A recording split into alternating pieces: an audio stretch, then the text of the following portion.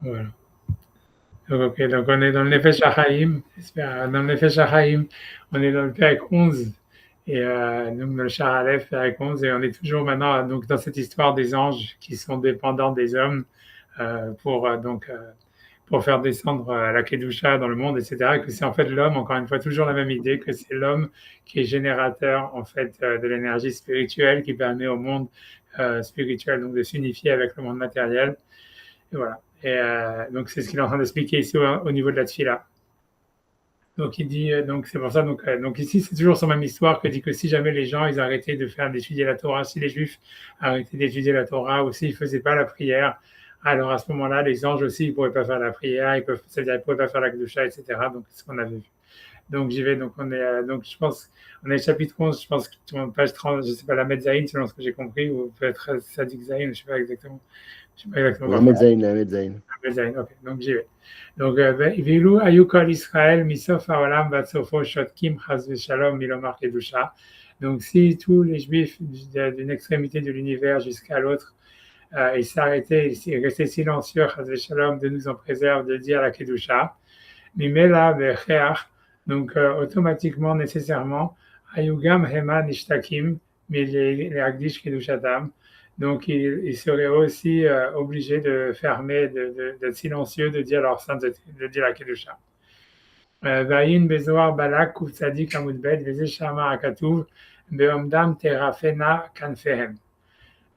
Donc le verset dit, donc ça c'est dans la vision de la Merkava, le verset dit Be'amdam, lorsqu'ils se dressent, Terafena Kanfehem, leurs ailes, c'est-à-dire elles bougent, j'en sais rien, qu'est-ce qu'ils ont traduit en anglais?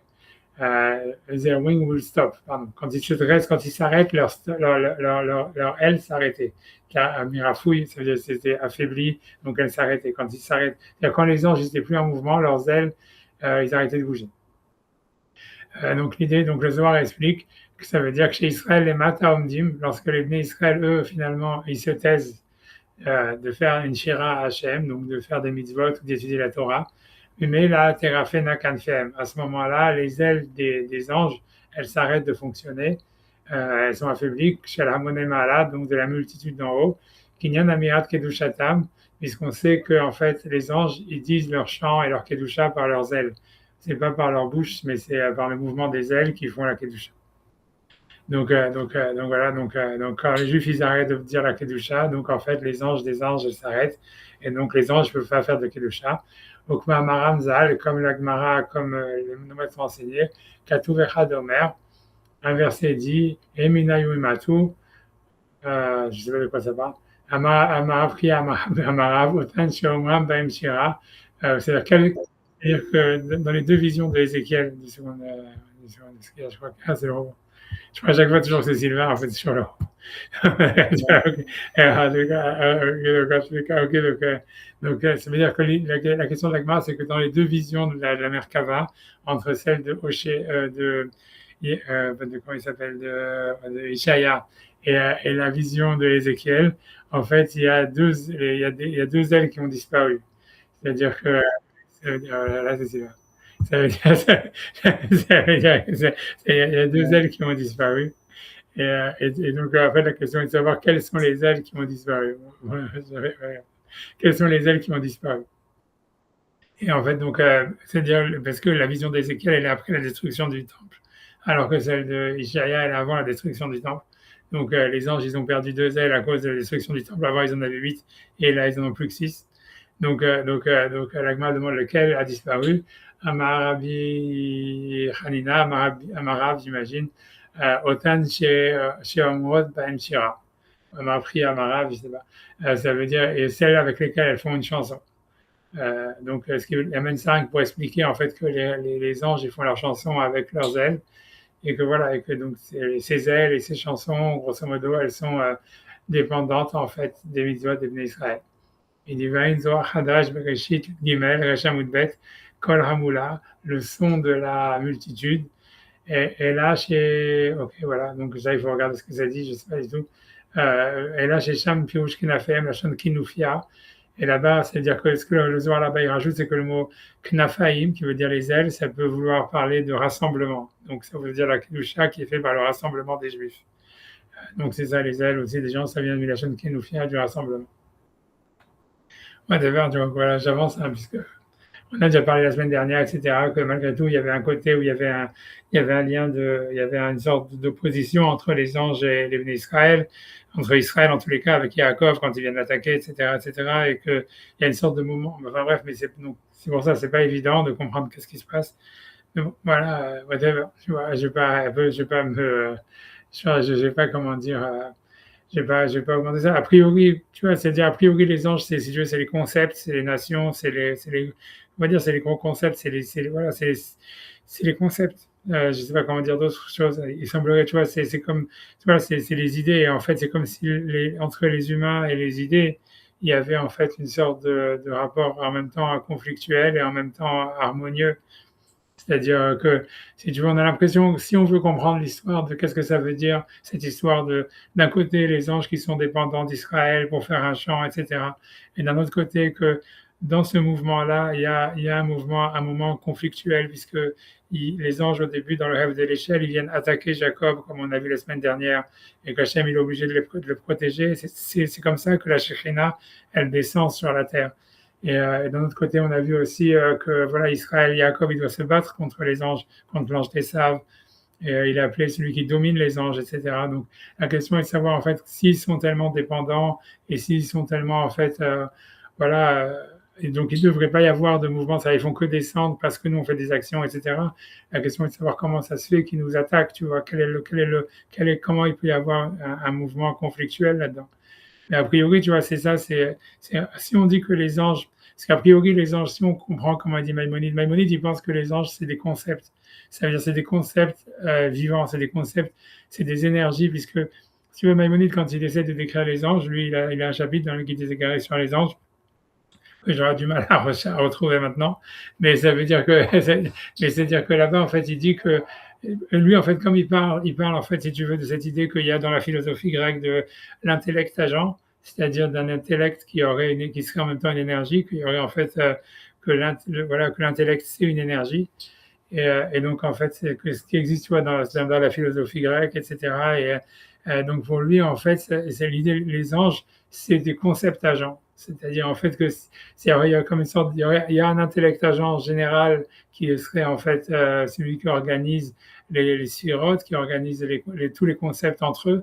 Mais à part ça, chaque concept ou chaque énergie, concept, en fait, elle a son indépendance propre, quoi. Et c'est ça les anges, quoi. Et donc pour lui, en fait, donc il y aurait une sorte. Si on explique ça, en tout cas ça c'est ce que Maïmonide il explique quand il parle des anges, etc. Pour lui, c'est ça l'idée des anges.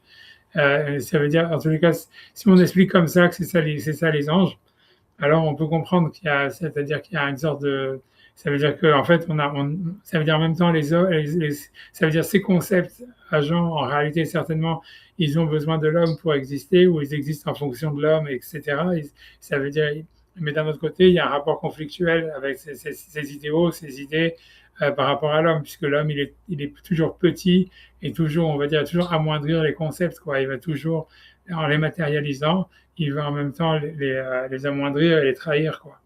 Et donc, d'où l'idée qu'il y aurait toujours, si tu veux, un combat, quoi. C'est comme si Israël lui-même, en tant que personne, on va dire Yaakov en tant que personne, par rapport à Israël, c'est une vision dégradée d'Israël.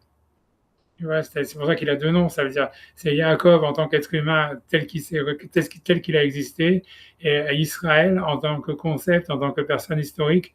En fait, il est beaucoup en dessous si tu veux, de son concept, grosso modo. Comme on voit par exemple David, quoi. David Amelech, la même chose. Quand tu vois dans les psaumes, tu vois, c'est David en tant, on va dire, que concept, en tant que personnage historique, en tant que celui qui, tu vois, qui fait descendre la Shrina sur la terre par l'action de l'homme, par excellence, etc., à un autre niveau. Mais d'un autre côté, en tant que personnage humain, ouais, c'est une vision dégradée, quoi. Il n'est pas au niveau de son rôle historique.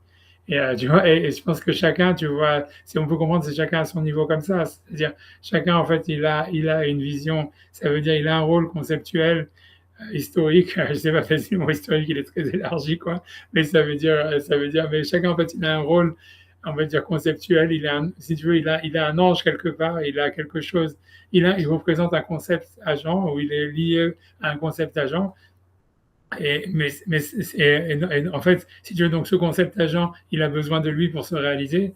Mais d'un autre côté, en tant que personnage, pour le concept agent, si tu veux, il y a comme une sorte de, à mon avis, de comment dire, comment dire, tu vois, c'est-à-dire, je sais pas, de déception, ça veut dire le concept quand tu vois en fait la personne qui doit le représenter, de se dire ah c'est ça mon être humain représentatif. Et, ouais, et donc voilà, donc il y a un côté, à un moment, il y a un conflit. Tu vois, je pense que c'est ça, ça doit être ça, ça veut dire à mon avis, c'est cette manière de comprendre ça, tu vois. Donc je pense que c'est la même chose aussi, même dans la prière ou dans les mitzvot, c'est-à-dire que voilà, il y a des énergies spirituelles qui doivent descendre par les mitzvot et par les prières qu'on fait. Et en même temps, il y a un côté conflictuel parce que quand les anges, en tous les cas, ils voient en fait le type qui est en train de faire la prière ou la manière dont c'est fait, etc. Il y a un côté en fait antagoniste quoi, au début où il se dit je vais le tuer, ce mec-là, tu vois, il est tellement tellement nul et tout ça, etc. Et que c'est Hachem, il a besoin en fait, si tu veux, de défendre l'être humain qui fait la mitzvah. Et en fait, c'est cette descente en fait d'Hachem lui-même qui est en fait le but de l'histoire, quoi. Ça veut dire c'est ça ce qui fait que finalement l'action, elle réunifie Hachem avec le monde, quoi. Ça veut dire que ça passe par un côté conceptuel comme une sorte d'opposition qui se passe entre une vérité idéalisée et une réalité réelle de la chose, tu vois. Et c'est ça en fait qui fait descendre la Shekhinah dans le monde. Un truc comme ça, tu vois. C'est un truc comme ça, tu vois. Tu vois, il y a un truc comme ça. À mon avis, ouais, c'est pour expliquer ça, tu vois. Je veux dire, c'est tout, tu vois. Je veux dire, quoi, quoi. Ouais, ça veut dire, c'est comme ça que je peux le comprendre. Sinon c'est difficile à comprendre, quoi. Ouais. Bon, et j'avance en tous les cas. Euh, donc il dit, donc il dit Velazot Hamon Sevaot, et donc c'est pour ça que la multitude des armées Ma'ala d'en haut, qui sont des groupes et des groupes. Yesh Achat Omeret Kadosh, il y en a une qui dit Kadosh. Donc bon, très difficile à traduire un mot Kadosh, comment on va dire Sam. On va voir si lui va rentrer là-dedans. VM Asrafim, et ce sont les séraphim, donc ce sont ceux qui sont brûlants, qui sont en feu, voilà, l'isrof, tu vois, le séraphim, ça vient du mot l'isrof, c'est-à-dire ceux qui brûlent. Moi, je Katuv Vechalot de Bereshit, comme c'est écrit donc dans un livre qui s'appelle les palais de Bereshit, Ufkudé Bechalatanyana, voilà, et dans Pekoudé, dans le deuxième palais, Sham, Membet, Amoudalef, Remes, blablabla, Séraphim Omdim Mimal. Donc ça veut dire les séraphins, ils se trouvent en haut, l'eau au-dessus de lui, j'imagine au-dessus du char céleste, mais Karazé, Elzé, Vehamar, et eux, ils appellent l'un l'autre en disant Kadosh, Saint, Vachenit, Leumata, Meshaprim, Baruch. Et donc, le deuxième groupe qui disent Baruch, béni, M. Aofanim, donc ça, c'est les roues, vraiment, Aofan, c'est les roues, donc, qui sont pleins d'yeux, des roues avec des yeux. Hayot et aussi les animaux sauvages.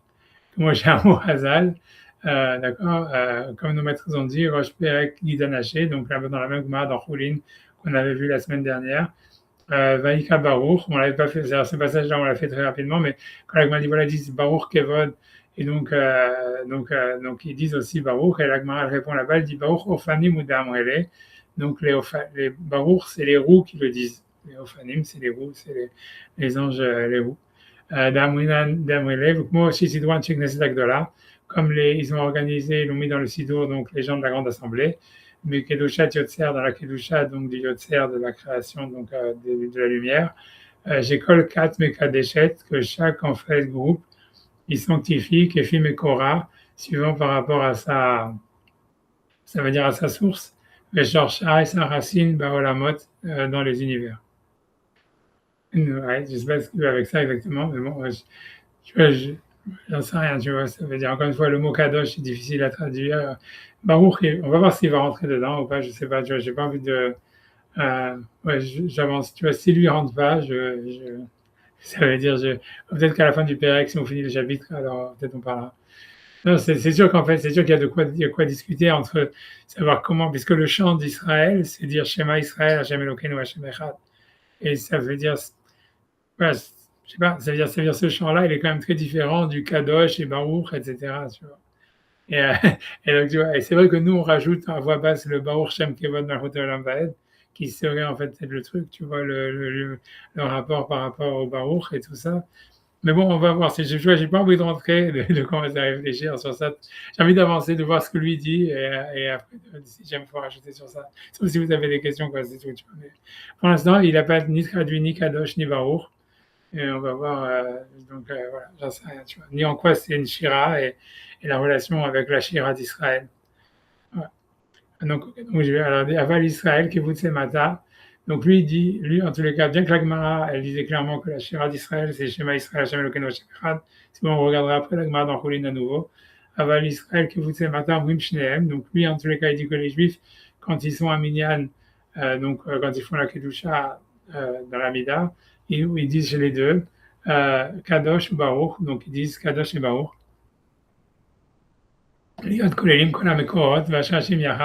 Pour inclure, pour englober et inclure toutes les racines ensemble, puisqu'il avait expliqué que la différence donc entre Israël et les anges, c'est que les anges, les hommes, ils ont le kohar de Echad, donc de réunification, etc., alors que les anges, ils sont dans la fragmentation. Et comme on voit, c'est puisque c'est des concepts agents. Donc, comme il dit là-bas, le Rambam, il dit il y a le concept de l'amour, il y a le concept de la haine, il y a le concept de, c'est des concepts, tu vois, le concept de l'intelligence, le concept de la bêtise. Donc, en fait, l'homme, il réunifie tout ça ensemble. Donc, voilà, donc c'est ça l'idée. Et c'est en ça qu'il dit Kadosh et Baruch, quoi. Et donc, parce qu'il réunifie tout. Et donc, il permet au concept de se réaliser dans le monde en se réunifiant et en se synthétisant, quoi. Chose qui n'aurait pas été le cas, tout ça, ça veut dire, dans toute cette vision-là, quoi. Dans cette vision, peu importe, tu vois, ça veut dire, peu importe, j'avance et peut-être je rajoute après les choses, mais en tous les cas, ça veut dire, j'avance, je finis comme le paragraphe, et c'est aussi donc le sens du fait de dire le Perek Shira. Donc Perek Shira, c'est un livre maintenant qui était à la mode, qui est à la mode de faire aujourd'hui. Voilà, peu importe, tu vois, c'est une ségoula pour tout ce qu'on veut, pour se marier, pour, j'allais dire pour divorcer, ou pour j'en sais rien, ou pour avoir des enfants. Et ça veut dire, mais donc en tous les cas, donc en tous les cas, peu importe, donc Perek Shira, donc en tous les cas là-bas, là, donc évidemment, donc il cite le Chazal, le Midrash qui dit que tout celui qui dit Perek Shira tous les jours, donc je sais pas ce qui est marqué là-bas, qu'il il va avoir tout ce qu'il veut, etc. Il a assez circulé à l'Olam Haba, etc.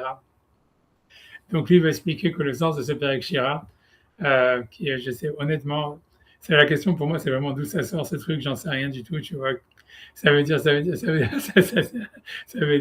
je sais pas quoi, ça veut dire qui l'a écrit, alors, j'en sais rien. Mais bon, peu importe. Normalement, c'est David et Shlomo, mais ça veut dire d'où ça sort, ça veut dire, je sais pas. Non. Bref, j'avance, tu vois, c'est-à-dire que, bref, j'avance. En tous les cas, l'hyper Shira Becholiam, Shalida, Mirat Adam, Shehu Kolel Kolakora. Donc, l'idée de le dire Perek Shira, c'est parce que l'homme, en fait, il inclut toutes les énergies, Kulam, Unoten Koach la Malachim Vasarim, et donc il donne grâce à ça de l'énergie aux anges et aux princes, aux ministres, Shel Kol Elu Abegayod, de toutes ces créatures, Shiamhu Elu Ashirot, qu'ils puissent dire donc eux-mêmes leur chant. Donc c'est pour ça que il faut que, c'est-à-dire c'est l'homme qui doit les dire pour que les animaux, peu importe, c'est-à-dire tout ce qu'il y a là-bas dans Perek Shira, ça veut dire c'est leur chant, quoi, grosso modo. Et donc c'est à l'homme de le dire d'abord pour que les anges puissent, pour que ces anges ou les créatures qui sont représentées dans Perek Shira, elles-mêmes, elles puissent dire en fait leur chanson. Et tant que l'homme l'a pas dit, alors ils peuvent pas le dire. Whatever it is, tu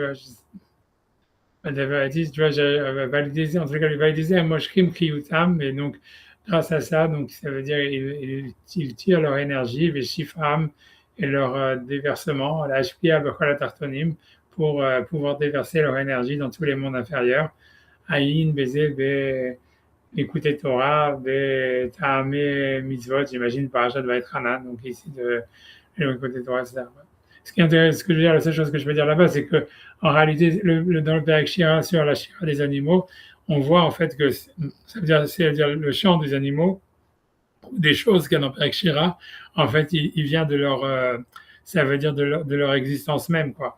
Ça veut dire, c'est ça ce qui est intéressant. Ça veut dire, c'est pas qu'ils disent, ça veut dire le chant, on a l'impression, je sais pas, je sais pas, c'est un livre quand même, pour rien à dire, faut dire quand même, tu vois, la vérité, c'est que moi, je pense que c'est un livre extraordinaire, c'est Perek Shira, il y a quelque chose vraiment de, ça veut dire, je sais pas, il y a quelque chose de magique, d'extraordinaire là-dedans, c'est-à-dire, ça veut dire qu'on a l'impression, donc c'est fait à partir de versets qui disent à droite, de droite et de gauche, mais en fait, c'est comme si ça capture, en fait, si tu veux, l'essence quelque part de l'existence de tu vois, de ces animaux qui sont décrits en réalité quelque part.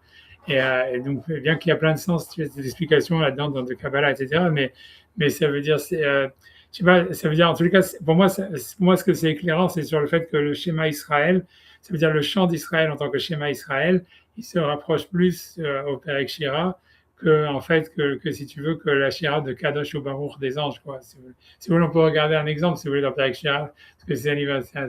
Surtout que dans Sefaria, ils ont une version de Perek Shira, parce qu'il y a plein de versions du Perek Shira.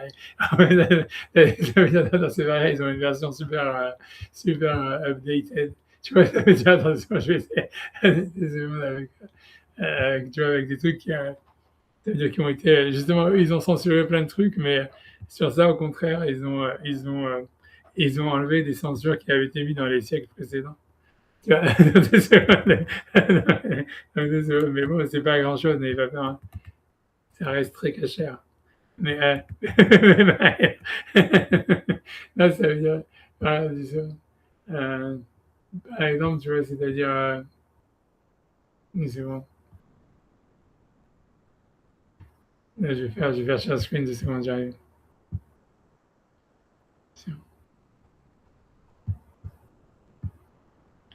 Ouais, ça peut donner un exemple, mais ça veut dire ici, par exemple, on a le chant du rat et du chat. Alors, par exemple, tu vois, c'est marqué Arbar Omer, ça veut dire le rat dit Aromimcha Hashem qui dit Litani, velo c'est Martha Oivaeli. Ça veut dire je vais te louer Hashem parce que tu m'as dit Litani, ça veut dire tu m'as sauvé, on va dire, tu m'as préservé. Velo c'est Martha Oivaeli et tu n'as pas permis à mon ennemi de se réjouir sur moi. Euh, et le Khatoul, il dit, le chat, il dit, Imtakbi akanesher, si jamais tu t'élèves comme un aigle, ben kochavim simkinecha, et même si parmi les étoiles tu mets ton nid, Misham oridecha, de là-bas je te ferai descendre, Neum Hashem, parole d'Hashem. Au Shemagio, et lorsque il arrive, le chat sur la souris ou sur le rat Homer, il dit Erdof oiva iva sigem, je vais poursuivre mes ennemis et je vais les atteindre, velo ashuvat kalotam, et je ne terminerai pas tant que je ne les aurai pas exterminés. Arba Homer, et le rat il dit Batat Sadik Alkol Abba et toi tu es juste sur tous ceux qui viennent m'attaquer, qui émettent un sita parce que toi tu dis tu fais la vérité, Vanir Chardi, et moi j'ai fauté. Donc, voilà, c'est quand même des trucs quand même merveilleux. Tu vois, ça veut dire, mais ça veut dire, avec le sens littéral, ça veut dire, ça vaut le coup de le dire, je veux dire, rien que parce que tu vois, il y a une poésie incroyable là-dedans, tu vois, tu vois, je pense que, et tous les animaux, c'est comme ça. Il y a une sorte de capture, en fait, si tu veux. Et moi, je te dis, ce livre-là, il a été écrit vraiment au collège. C'est certain, parce qu'il y a une sorte de capture de tous de l'âme des choses, etc. C'est extraordinaire. Mais ce que je veux dire, tu vois, ce qui est intéressant, tu vois, c'est parce que, en réalité, ça veut dire, rien que pour revenir peut-être un peu pour faire, ça veut dire pour faire, ça veut dire pour faire un lien, en fait,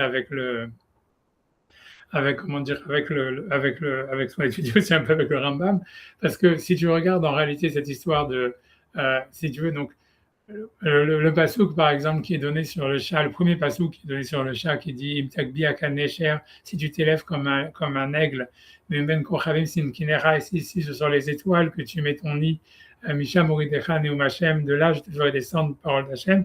Donc c'est un pasouk en fait de Ovadia. Donc Ovadia qui était donc encore une fois qui était un descendant de Esav qui s'était converti au judaïsme et qui en fait qui prophétise sur la fin d'Esav. Et ce pasouk en réalité il est fait ça veut dire, il parle des saves, si tu veux. Ça veut dire que c'est saves, etc. En fait, donc, et la même chose quand tu vois quand le verset qui est dit d'après, c'est le verset quand il attaque, quand il va attraper le rat, c'est le verset qui est dit Erdof va sigem kalotam. Donc c'est un verset qui est attribué au roi David quand il attaque justement Édom. et justement, on l'oppose aux autres rois qui sont venus après lui, puisque les autres rois, ils n'ont pas voulu attaquer, c'est-à-dire, par exemple, Tzidkiyahu, il a dit, moi, je vais faire une shira et tu vas nous sauver. Ou il y a l'autre qui dit, je vais dormir, etc. Mais ça veut dire, et l'histoire, c'est qu'on dit que David Ameller dit, non, lui, il voulait faire l'action de Erdof Oivai Vasigem, je vais courir sur mes ennemis et je vais les attraper et je ne m'arrêterai pas jusqu'à ce qu'ils soient exterminés. Et en fait, donc on comprend en fait que l'histoire donc du Khatoul, du chat et de la souris, en réalité, c'est l'histoire de Esav et Yaakov. En fait, où en fait, si tu veux, il y a Esav, en fait, tu vois, c'est le rat à la base, tu vois, c'est vraiment donc c'est pour ça que ça explique aussi plein de tu vois du roi HaKodesh qu'il y a chez les artistes, tu vois, avec Stiegelman, etc., qui a fait l'histoire des rats et tout ça, etc., parce que c'est exactement ça l'idée, c'est qui est le rat, ça veut dire, c'est comme si tu vois, en fait, c'est qui est le rat, qui est la souris, tu vois. Ça veut dire que tu vois que, en fait, c'est comme si Israël maintenant, ils disent, tu vois, c'est Hachem, c'était normal que tu m'as puni, etc., qui a tête sadique, al-kolaba, là, qui met à sita, anir sharti, ça veut dire, on justifie en disant, voilà, c'est à cause de nos avérotes on est puni, que, et ça, il nous massacre, etc. Et d'un autre côté, ça veut dire, on dit que dans le temps, ça veut dire, il y a une réversion, ça veut dire, comme si on veut dire que dans le temps futur, où ça veut dire en fait la réalité, ce qui va se passer, c'est que ça sera le contraire. Ça sera que c'est David Ameller ou les Juifs guidés par le Mashiach, tu vois, qui vont, si tu veux, qui vont attaquer, si tu veux, le rat qui est en fait Esav, qui s'est mis au-dessus des étoiles et qui a mis son nid en haut, etc. Tu vois, avec des satellites et des machins comme ça, et finalement c'est lui qui dira qui va justifier sur lui le jugement en disant, voilà. Tu es le juste et moi j'ai fauté, tu vois. Mais ça veut dire, dans cette histoire du chat et du rat, en fait, on voit clairement que dans le sens littéral même des versets qui sont ramenés, avant le fait que ça, tu vois, c'est incroyable, tu vois, ça veut dire, ça c'est rien que le sens littéral, parce qu'après ça, il y a plein de commentaires kabbalistiques là-dessus, etc. Mais rien que dans le sens littéral, il y a quelque chose d'extraordinaire de voir, tu vois, si tu veux, dans le rapport du chat et de la souris, une relation entre Esav et Yaakov et Ishmaël, et ça veut dire, et le sens, tu vois, de cette inversion de qui est le chat et qui est la souris, et que c'est ça l'inversion qui va se passer dans les temps messianiques, c'est tu vois quelque chose de pas mal, quoi, je veux dire. Mais, mais ce que je veux dire, mais ce que je veux dire, en tout cas, ce que je vais ramener, ça veut dire, tu vois, tout le Père Akshia, bon, je ne dis pas, moi j'ai un ridouche sur le Père Akshia que j'ose pas dire parce que je sais pas, mais bon, c'est un ridouche qu'il faut que je le dise parce que ça personne, tu vois, ça veut dire, personne ne l'a dit. C'est parce que tu vois, après ça, si tu veux, il y a le chant des insectes. Et ça, je pense que ça, c'est mon plus grand ridouche. Mais bon, je pense que ça, c'est vraiment indicible, il ne faut pas le dire. Mais c'est parce que si tu veux, dans le chant des insectes, il y a le chant de la menthe religieuse. Et en fait, tu vois, tu vois, ça veut dire, parce que Elim chez Bashratim, ça veut dire, donc ça veut dire que, en fait, le sens littéral des mots, ça veut dire, quand on parle, si tu veux, en fait, le Elim chez Bashratim, la traduction du mot, c'est le bélier qu'il y a dans le bélier des insectes. Alors, tu vois, ça veut dire, et bizarrement, je ne sais pas exactement comment ça se fait, mais si tu vas regarder dans tous les commentaires, tout le monde explique que le bélier des insectes, c'est la menthe religieuse. Parce que je pense, tu vois, parce qu'elle se dresse sur ses deux pattes ou quelque chose comme ça, il y a quelque chose, tu vois, si tu veux, il y a quelque chose de, voilà, j'en sais rien, tu vois, d'être comme, je ne sais pas exactement. En tout cas, c'est ça, c'est ce que tout le monde explique comme ça, que Elim Shebashratzim, ça veut dire le bélier parmi les insectes, c'est la menthe religieuse. Et il y a marqué, donc, qu'est-ce qu'elle est la chanson de la menthe religieuse? Donc, le verset dit, Amrim, Eshtecha kegefen pouria, ta femme, c'est comme une vigne qui porte des grappes, tu vois. Ve'arkete betera ça veut dire sur les fondations, ou ça veut dire sur les côtés de ta maison, de ta maison. Banecha les étimes, tes enfants, ils ont comme donc des branches d'olivier, et ça vive les shulchanecha autour de ta table. Et tu vois, et ça veut dire, et tu vois, ça veut dire, ouais, c'est un passage dans tes livres, et tout le monde se demande, mais tu vois, ça veut dire, il n'y a pas d'explication sur ça. Et moi, je dis, c'est quoi le chat? C'est parce qu'en fait, tu vois, c'est que tu vois que la menthe religieuse, au moment où elle a des relations sexuelles avec le mâle, tu vois, ça veut dire, après, elle le tue, et même avec ses mandibules, en fait, c'est des scies, elle lui ouvre le crâne, et elle bouffe son cerveau même, tu vois, pour ensuite, tu vois, pour pouvoir, en fait, comment dire, procréer, pour pouvoir avoir plus d'énergie pour donner naissance aux enfants, etc. Et tu vois, alors pour moi, le chat, c'est qu'en fait, normalement, ça veut dire quelqu'un, tu vois, un père de famille, tu vois, il devrait, c'est ce que ça veut dire la nature des choses, ça serait que c'est ça qui devrait lui arriver, quoi. Et le fait, en fait, que tu vois que non, que le Shabbat, si tu veux, il est avec sa femme et ses enfants qui sont autour de lui et qui le respectent, tu vois, en fait, c'est un dévoilement de la Shrina en réalité. Tu vois, Et c'est pour ça que c'est ça le chant, en fait, de la montre religieuse. Ça veut dire, tu vois, ça veut dire, en fait, tu vois, c'est par défaut, tu comprends, en fait, tu vois, c'est quoi la révélation de ce malheur, tu vois. Ça, c'est mon explication, mais bon, je sais pas, tu vois, c'est pourquoi je l'ai dit. Parce que pour moi, j'en sais quelque chose de très vrai là-dedans, tu vois.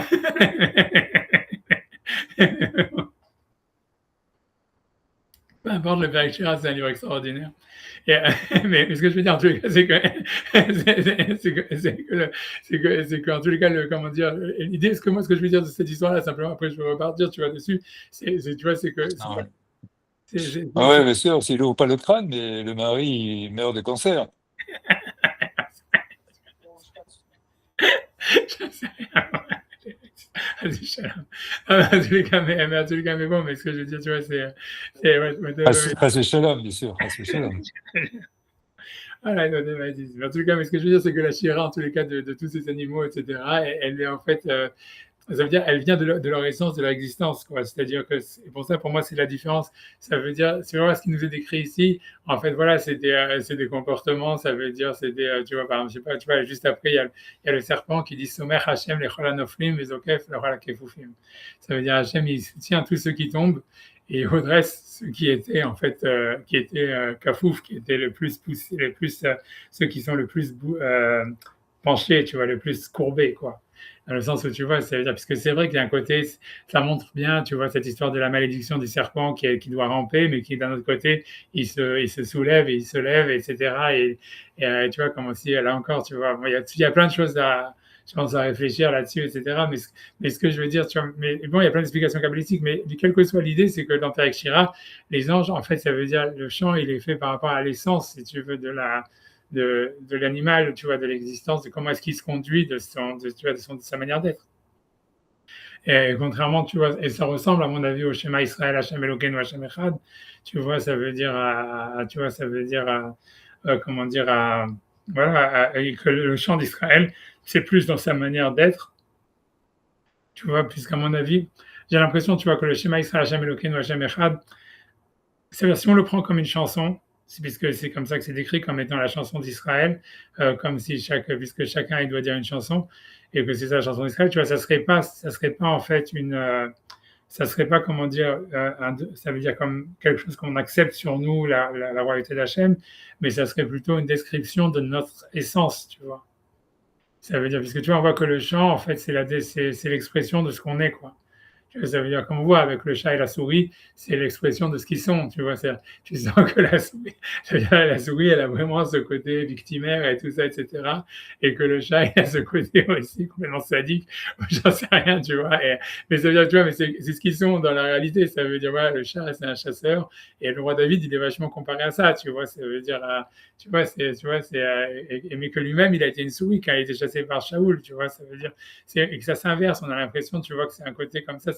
Ça veut dire, voilà, on voit bien. Je sais pas, il y a les chats, je pense, moi, j'ai jamais eu de chat ni rien, je sais pas exactement, mais je sais qu'il y a des chats qui ont très peur des chiens, en fait, et qui se transforment en souris devant des animaux plus gros, quoi, ou devant, j'en sais rien, tu vois, ça veut dire, vas-y, je sais pas, mais en tout cas, David, il avait cette même relation, ça veut dire, il a lui-même ensuite devenu un chasseur, et tu vois, qui a dit ces versets, je vais chasser mes ennemis, je ne reviendrai pas jusqu'à ce que ce n'est pas exterminé. Mais en fait, quand tu vois bien, quand il se cache dans la grotte avec Shaoul, etc., et quand il est en fuite, etc., c'est lui la souris et Shaoul, c'est le chat, quoi.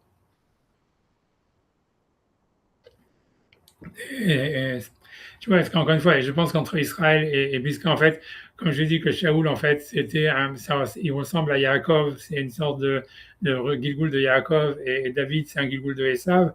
Tu vois, en fait, ça montre l'idée, en fait, que cette histoire du chat et de la souris entre Yaakov et Esav, tu vois, c'est ce côté, en fait, qui reste, tu vois, dans les temps messianiques, etc. Ça, c'est juste c'est une parenthèse par rapport qu'on fait qu'on fait le lundi, quoi. Bref, tu vois, parce que je pense que cette histoire-là, elle est aussi très importante pour comprendre la relation entre Yaakov et Esav. C'est pas juste un antinomisme de boum boum, on se tape dessus. C'est aussi le rapport, tu vois, il y a un rapport en fait, tu vois, comme de point aveugle, il y a un jeu, il y a un côté ludique aussi, je pense. Tu vois, ça veut dire, tu vois, voilà, il y a quelque chose, puisque ça reste des frères quand même, tu vois. Donc, on sent qu'il y a un côté ludique, il y a en même temps un côté, je sais pas, tu vois, il y a ce côté de la fuite, tu vois, ce côté de la fuite. Et puisque en fait, Yaakov, on voit bien que c'est un homme, c'est Vaïvar, c'est un homme qui s'enfuit, Vaïvar, Yaakov, tout ça. Il y a un côté, tu vois, ça veut dire, j'en sais rien, tu vois. Je pense que tu vois, il y a le côté, je sais pas, tu vois, ça c'est vraiment plus. Moi, j'ai désolé de sortir du sujet du cours de Mhm. cette, mais je Ça pense fait que, penser, ça fait ouais, penser à la fête de Pourim, le côté des masques interchangeables, quoi. ouais, ouais, C'est-à-dire non, des c'est sûr. rôles, quoi. Ouais, les C'est-à-dire rôles, chacun dans les. Moi, ça me fait penser, voilà, ils citent tous des psaumes et bon, on dirait que chacun est content de remplir son rôle. ouais, c'est Chacun ça. y trouve un intérêt, qu'il ait l'air négatif ou positif. Bon, on n'a même pas l'impression, on va dire, que la souris soit mécontente Non, de non, non, son. Enfin ouais, bon, chacun, voilà. Chacun a conscience, j'ai l'impression, là-dedans, qui joue un rôle qui va lui apporter certainement quelque chose, quoi, le compléter peut-être. On sait rien. Ou qu'il non, est bien à sa place au moment où il dit ça, quoi, ouais. qu'il est là où il doit être, puisque a priori c'est interchangeable. Peut-être qu'il soupçonne qu'à un moment il va changer de rôle. J'en sais pas. J'en sais Ouais, rien. C'est ouais, mais c'est, ouais. non, Un ouais, jour en bas, le lendemain au top. C'est quelque chose, voilà. Il y a des latitudes, quoi. C'est intéressant. ouais, je pense, tu vois aussi, parce que tu as raison de dire qu'en fait, c'est vrai que dans le mot Shira, il y a toujours le côté circulaire. Ça veut dire que, parce que tu vois, le shir, normalement, ça peut vouloir dire, ça à la base, tu vois, c'est un, ça peut, c'est un anneau, ça s'appelle un shir aussi. Et ça veut dire dans le shir, dans la shira, c'est sûr qu'il y a quelque chose de circulaire. On le voit bien, c'est ça l'idée, tu vois, des refrains, des machins, du truc qui tourne en rond, etc. Tu vois. Et c'est sûr qu'en fait, dans Perek Shira, je retrouve beaucoup, ça veut dire cette idée, en fait, que tu vois presque l'idée à la fin, pas de chaque, a priori, c'est pas évident dans chaque chapitre, mais tu as l'impression, tu as un côté suicidaire. Il y a un côté suicide, chaque chapitre qui se termine par une sorte de la fin d'un cycle. Ici, par exemple, ici, tu vois, dans le chapitre 5, si tu veux, c'est le rat qui accepte d'être bouffé par le chat, quoi. Mais tu vois, par exemple, tu vois, dans le chapitre, je pense dans le chapitre d'avant, dans le chapitre 4, en fait, c'est la grenouille, puisque d'après, ça veut dire, dans le Midrash, ça veut dire, ouais, tu vois, puisque la grenouille, donc elle dit à la fin, Baruch Shem Kevod Malchut Olam Vaed, ça veut dire béni soit le nom, tu vois, de la royauté de l'Olam Vaed. Donc, ce que nous on dit dans le schéma en voix basse, parce que justement, justement c'est un truc qui fait que c'est le chant des anges normalement qui est dit à voix basse par les Juifs pour pas que les anges soient jaloux, etc. Et l'idée donc, et dans cette histoire-là, c'est l'idée du suicide d'ailleurs en fait, tu vois, puisque tu vois, c'est cette histoire-là de normalement, ça veut dire cette allusion du Père Shira de la grenouille qui dit ça, c'est parce qu'en fait, tu vois, c'est qu'on dit que les grenouilles, quand elles ont été envoyées pour frapper Pharaon et les Égyptiens, elles sont rentrées dans les fours et donc elles étaient prêtes à mourir, tu vois, ça veut dire, c'est pour ça qu'elles disent Baruch Shem Kivot Olam Vaed, ça veut dire, et normalement, tu vois, si quelqu'un est dans le Kiddush Hashem aussi, il doit dire cette phrase, etc., parce qu'ils étaient prêts, si tu veux. Donc, mais tu vois, ça veut dire dans les chapitres, tu vois, cette histoire, à chaque fois qu'il y a une sorte de finalité par une sorte d'acceptation d'une fin, parce que, tu vois, il faut clore le cycle, si tu veux, quelque part, et en fait, ça veut dire pour arriver à un autre chiffre, tu vois, un autre cycle. Tu vois, dans la Shira, on a l'impression qu'il y a ce côté-là, il y a le côté de l'acceptation, je sais pas, peut-être pas du suicide, mais en tous les cas d'être de la fin de soi. Ça veut dire comme étant, voilà, comme faisant sens, quoi. Ça veut dire l'acceptation de sa propre finalité comme faisant sens, quoi. Ça fait partie, en fait. Comme je dis, c'est un truc qu'on retrouve dans PXGA. Mais moi, ce que je pense, tu vois, moi, ce que je trouve plus, tu vois, par rapport ce que je veux dire ça veut dire dans l'histoire de Jacob et ça, moi, ce que je vois plus, à part ça, dans l'histoire du chat et de la souris, je pense qu'il y a vraiment l'histoire de la fuite, tu vois. L'histoire de la fuite, l'histoire de l'agression, comme une sorte de fuite aussi, puisque tu vois, en fait, l'agresseur, quand il part à la poursuite de le type qui s'enfuit, en réalité, tu vois, ça veut dire il est aussi en fuite quelque part. Tu vois, ça veut dire on a l'impression, quelque chose comme ça. C'est cette inversion, c'est pour ça qu'il y a une inversion, tu vois, de la fuite tu vois, ça veut dire de l'agresseur et quelque chose comme ça, tu vois. Parce qu'on voit Yaakov, on voit bien que c'est son problème. Toujours, il s'enfuit, tu vois. Parce qu'il s'enfuit de Esav au début, il s'enfuit de Lavan, etc. Après, il est obligé de confronter, tu vois. Et ça veut dire, tu vois, c'est un truc comme ça. Même quand, par exemple, quand Dinah se fait violer et que, en fait, et que il est attaqué, en fait, par les habitants, en fait, de Shechem, il s'enfuit, tu vois. Il est toujours, Vaïvrach, il est toujours en s'enfuit. C'est un truc etc. Et tu vois, je sais pas, il y a quelque chose aussi là-dedans. Tu vois, il y a quelque chose, à mon avis, tu vois, comme dans l'histoire de Jacob et Esav, alors que normalement, on voit ça comme toujours comme une confrontation, comme si tu as deux boxeurs qui sont en train de se battre, etc. En fait, tu vois, il y a toute l'idée, à mon avis, tu vois, qu'en fait, dans toute confrontation, il y a beaucoup de fuites, en fait. Ça veut dire, ça se voit dans la boxe, tu vois, par exemple, tu vois qu'en fait, c'est celui qui arrive à mieux se déplacer, en fait, qui va gagner, en général, tu vois, c'est-à-dire qui va gagner le combat, quoi. Ça veut dire, tu vois, il y a une sorte, tu vois, d'éloge de la fuite, tu vois, c'est quelque chose comme ça, tu vois. Mhm. Et ça serait lié à L'esquive. l'esquive, ouais. Mais ça Il veut dire, esquive beaucoup, Yaakov aussi. oui, non, c'est ça. Et tu vois, cette histoire de Il est l'esquive. vite, il les donne, ouais. Il est plus fort que les Iraniens, quelque part. Ouais. Ouais, ouais, non, mais non, mais c'est ça l'histoire, tu vois, c'est l'histoire de l'esquive, tu vois, ça veut dire c'est quelque chose qui est central on a l'impression dans le rapport, et je pense que c'est lié à l'exil, tu vois, je pense que ça veut dire que, parce que l'idée, tu vois, ça veut dire de partir de sa terre, c'est une manière aussi, tu vois, si tu veux, d'esquiver le coup, tu vois, et en même temps, et la difficulté, tu vois, elle est justement de revenir, tu vois, ça veut dire de garder un ancrage, tu vois, et tu vois, c'est compliqué, je pense que c'est beaucoup ça, tu vois, ça veut dire, je pense, tu vois, tu vois bien comment les Juifs, ils aiment beaucoup se déplacer, etc. Même, tu vois, je sais pas, il y a plus d'Israéliens à l'extérieur d'Israël qu'en Israël, quoi.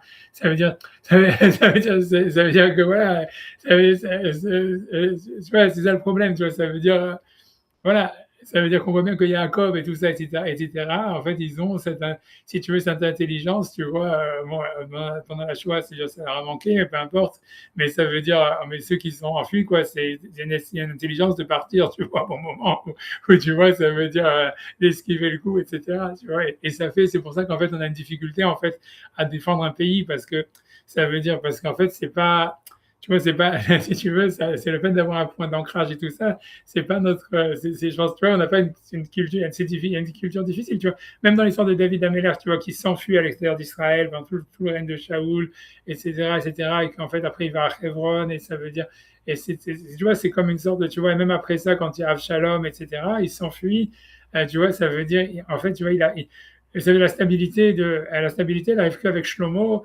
tu vois, justement, qui va jamais passer une nuit à l'extérieur de Jérusalem, etc., toute sa vie, etc. Mais ça veut dire, on voit que, tu vois, on a l'impression, en fait, que c'est facile, en fait. Si tu n'as pas un point d'ancrage et que tu es mobile, en fait, c'est facile de gagner des guerres, etc. Mais c'est quand tu dois garder un point d'ancrage, c'est là où ça devient beaucoup plus compliqué, quoi. C'est ce que je voulais dire, mais dans tous les cas, l'idée de Esav, l'histoire de Esav et Yaakov, en fait, elle est vachement liée à une sorte comme ça, tu vois, il y a un côté ludique, un côté de fuite, et qui est en fuite devant l'autre, etc.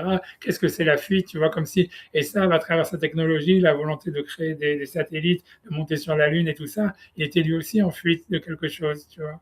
Et tu vois, c'est ce côté-là, tu vois, le point commun entre Jacob et Esav, Aussi, il a esquivé la terre d'Israël, puisqu'il a, je veux dire, il a, il a quitté la terre d'Israël. ouais, il a laissé, ouais, c'est ça.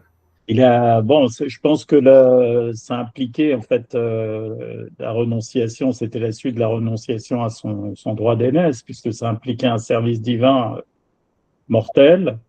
Mm. Donc il a esquivé. Je voulais juste faire le rapport, si on faisait le rapport aussi entre le pharaon qui poursuit, est-ce qu'il fuit quelque chose aussi quand il Ouais, va. t'as raison, t'as raison, t'as Parce raison. que c'est relié à la Shira après directement, quoi, Ah, puisque non, la rencontre elle a lieu là. j'avais pas pensé. Qu'est-ce qui fuit le pharaon? C'est difficile, hein, tu vois, ça veut dire, c'est difficile. Tu vois, on a l'impression, c'est difficile, tu vois, c'est difficile, tu vois, c'est parce que ça veut dire, si tu regardes, c'est-à-dire que dans Perek Shira, on parle, si tu veux, de cette histoire de la Shira Tayam, et en fait, tu vois, ça veut dire vraiment, ça veut dire ça, c'est un des passages aussi, tu vois, pour moi, des plus beaux, tu vois, ça veut dire de Perek Shira, c'est que, tu vois, puisque, si tu veux, là, il y a vraiment, tu vois, si tu veux, il y a vraiment du Picasso dans Perek Shira, ça veut dire là où tu vois aussi le Roi HaKodesh de Picasso, si tu vois, tu vois, c'est dans, parce que, tu vois, en fait, si tu veux, Guernica, c'est dans Perek Shira, et c'est, en fait, si tu veux, c'est comment dire, c'est pour, si tu veux, on peut le faire, on va le faire, c'est pas grave, c'est l'avantage de Black aussi, c'est que c'est très court. Ça veut dire c'est qu'il n'y a pas de, tu vois, c'est-à-dire, en fait, voilà, tu vois, ça veut dire, ici, on nous parle, tu vois, du chant du cheval et du chant du taureau, tu vois. Et clairement, tu vois, ça veut dire, tu vois, donc je vais après, tu vois, expliquer, ça veut dire, clairement, si tu veux, le chant du cheval, on va, a priori, tu vois, on a l'impression que c'est l'histoire de l'Égypte, tu vois, puisque, en fait, et si tu veux, pourquoi ça ressemble, je lis d'abord, avant de commenter, je lis d'abord. Donc, on dit, tu vois, sous Homer, tu vois, donc le cheval, il dit, Ine chene avadim aliad adonehem, donc on est comme les yeux de l'esclave vers son maître, Kene shifra aliad gevirta, comme les yeux d'une esclave devant sa maîtresse. Ken enenu, ainsi sont nos yeux, El Hachem Elokeinu, vers Hachem notre Dieu, Hachi Yekonenu, jusqu'à ce qu'il ait pitié de nous. Et bon, d'abord, tu vois, d'abord le truc, tu vois, moi je trouve que c'est super extraordinaire parce que si tu as déjà vu un cheval, etc., qui a ses yeux comme ça, toujours larmoyant et suppliant et tout ça, d'abord, si tu veux, d'avoir capturé ça, c'est déjà pas mal. Ça veut dire en soi, tu vois, ça veut dire ça, tu vois, d'avoir relié à ce passage-là. Mais à part ça, tu vois, clairement, tu vois, ça veut dire qu'on a l'impression, tu vois, dans l'histoire, il y a, à mon avis, tu vois, ça veut dire une allusion, la Shifra et la Gevirta, tu vois, c'est une allusion, puisqu'en fait, évidemment, Agar, c'était l'esclave, c'est la fille de Pharaon qui était l'esclave de Sarah, qui est la Gévirette, etc. Et en fait, l'idée, tu vois, de l'esclavage versus, donc il y a une allusion à l'islam, clairement, tu vois, et une allusion à, ben oui, tu vois, c'est la soumission et tout ça, etc. Et c'est l'esclave, tu vois, mais en même temps, d'ici dans ce lien-là ici, si tu veux, le cheval, il est lié, tu vois, il est relié à l'islam, il est relié à l'Égypte, évidemment, où il y a ce côté de la relation à l'esclavage, puisqu'en fait, si tu veux, c'est Agar qui était l'esclave de Sarah, que Hachem il lui a dit d'aller souffrir, etc., qui se venge sur les enfants, tu vois, comment dire, de Sarah, et que c'est ça, sous Paro, tu vois, évidemment, les chevaux de Pharaon, etc., etc. Donc on comprend, tu vois, ça veut dire cette histoire-là, puisque tu vois, en fait, même Agar, si tu veux, c'est l'ange, il lui dit, va te faire souffrir chez Sarah, etc. Et on sent qu'il y a une volonté de revanche, un désir, tu vois, nécessaire, etc. Et de soumise, tu vois, comme une sorte de soumission à Hachem, où en même temps, Agar, elle s'est soumise, en fait, au fait de retourner chez Sarah pour se faire souffrir, etc. Et d'un autre côté, tu vois, ça veut dire une volonté d'attendre justement qu'Hachem il ait pitié pour donner la revanche. Tu vois, encore une fois, cette idée, une autre dynamique que celle de Yaakov et Esav, que c'est le chat et la souris. Ils se disent, tu vois, c'est le cheval avec son maître et le rapport de soumission à Dieu versus la soumission à l'homme, etc. Soumettre un homme. Tu vois, si on se soumet à Dieu, on peut soumettre des hommes. Donc, ce rapport de force, tu vois, absolu, en fait, entre le divin et l'homme. Et ça, tu vois, a priori, ça, tu vois, tu vois, ça, c'est le cheval. Et a priori, tu vois, ça veut dire, après ça, tu vois, donc si on saute, tu vois, on va sauter la mule et l'âne, tu vois, qu'à mon avis, c'est encore une autre histoire. Parce que la mule et l'âne, tu vois, à mon avis, on va pas rentrer, tu vois, mais c'est, puisque là, sur le taureau, tu vois, c'est pour ça que je dis que c'est Guernica, puisqu'en fait, tu vois, en fait, ce qui est mis en opposition, en fait, tu vois, au cheval, évidemment, c'est le taureau, puisqu'on te dit, Shor Omer, tu vois, le taureau, que dit le taureau? Az Yashir Moshe, Uvne Israël, Tashir Azad Lachem, Vayom le mort, Ashir Lachem, Ki Gaogaas, Tous Vochevo, Ramavaya. Ça veut dire, donc, on te dit, tu vois, ainsi, tu vois, donc que dit le taureau? Az Yashir, donc évidemment, il y a clairement, tu vois, un lien entre Shor et Shir, tu vois, taureau, etc. Et en fait, l'idée, c'est en fait, le vrai mot, tu vois, serait Shura, ça veut dire ligne, tu vois, ça veut dire le Shura, c'est une ligne, c'est aussi une muraille et tout ce que tu veux. Mais si tu veux, en fait, ça va dans l'histoire de la ligne droite, tu vois, du taureau, qui en fait, tu vois, le mâle, tu vois, ça veut dire versus la femelle, tu vois, qu'on va voir après. C'est-à-dire que le cheval, en fait, c'est la femelle, c'est la femme, c'est la féminité. Le taureau, c'est la masculinité. C'est pour ça que je dis c'est Picasso, en fait, tu vois. Et ça veut dire, tu vois, tu vois, de Guernica, etc. Mais ça veut dire, tu vois, mais tu vois, donc, Shomer, Aziachir, Moshe, tu vois, ça veut dire, ainsi, tu vois, il va chanter Moshe. Vous venez d'Israël, les enfants d'Israël, et Ashira Azot, ça veut dire ce chant-là, l'Hachem, en disant, voyons-vous les morts, en disant, Ashira l'Hachem, donc je vais chanter Hachem, qui gaoga, parce qu'il s'est donc orgueilli, là-bas l'explication du mot, c'est il s'est orgueilli sur les orgueilleux, sous Veochevo, ça veut dire le cheval et son conducteur, Ramabayam, il les a élevés dans la mer, ou il voilà, les a élevés dans la mer, ou les a mis dans la mer, etc. Et donc, tu vois, donc pour moi, ça veut dire quand tu es dans l'histoire, tu vois, de Pharaon, etc., à mon avis, tu vois, a priori, dans cette histoire-là, du fait qu'on compare, tu vois, les Égyptiens au cheval, etc., ici, c'est clair que le cheval, c'est l'idée de la féminité aussi, tu vois, ça veut dire, puisqu'on voit bien, tu vois, que Pharaon voulait jeter les mâles dans le Nil et garder que les femmes, etc.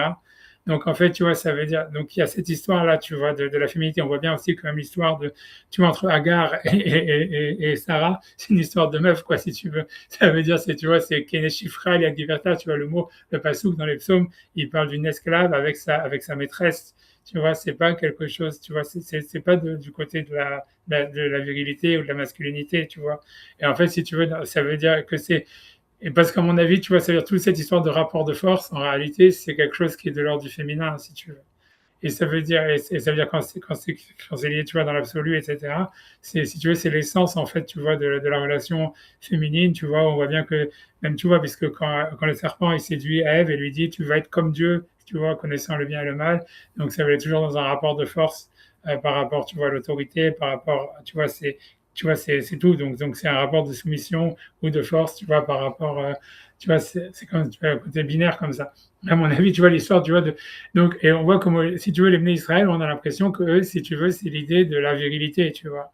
C'est ça ce qui est, si tu veux, tu vois, qui est libéré. Donc, pourquoi, tu vois, et l'idée, pourquoi l'idée de la virilité, c'est parce qu'en fait, justement, c'est lié à la Shira, c'est lié, mais tu vois, l'idée, c'est que la Shira, ici, elle est, donc, puisque, comme je dis, la Shira, elle a un double sens, que elle a une étymologie qui veut dire shir, qui veut dire rond, tu vois, et ça veut dire ici, ici dans le passage, on a l'impression qu'on veut dire que ça serait plutôt lié à une étymologie qui veut dire shura, qui veut dire droit, qui veut dire ligne, tout ça, et tu vois, que c'est un concept, tu vois, de Kabbalah aussi, tout ça, mais à mon avis, l'idée, c'est, tu vois, c'est que, parce que tu vois, l'idée, c'est comme ça, c'est qu'en fait, si tu veux, c'est pour reprendre, tu vois, après, c'est pour ça, tu vois, à quoi il est la poursuite, tu vois, ça veut dire, et ça, tu vois, ça veut dire, quand tu me demandes c'est quoi la poursuite si tu veux, comment dire, c'est un peu lié à ce que j'ai dit tout à l'heure, mais tu vois, à mon avis, tu vois, la poursuite, tu vois, de Pharaon versus les Juifs, puisqu'on voit bien qu'en fait, si tu veux, depuis le début, Pharaon, il voulait pas que les Juifs partent, tu vois, ce qui est hyper étonnant, ça veut dire, tu vois,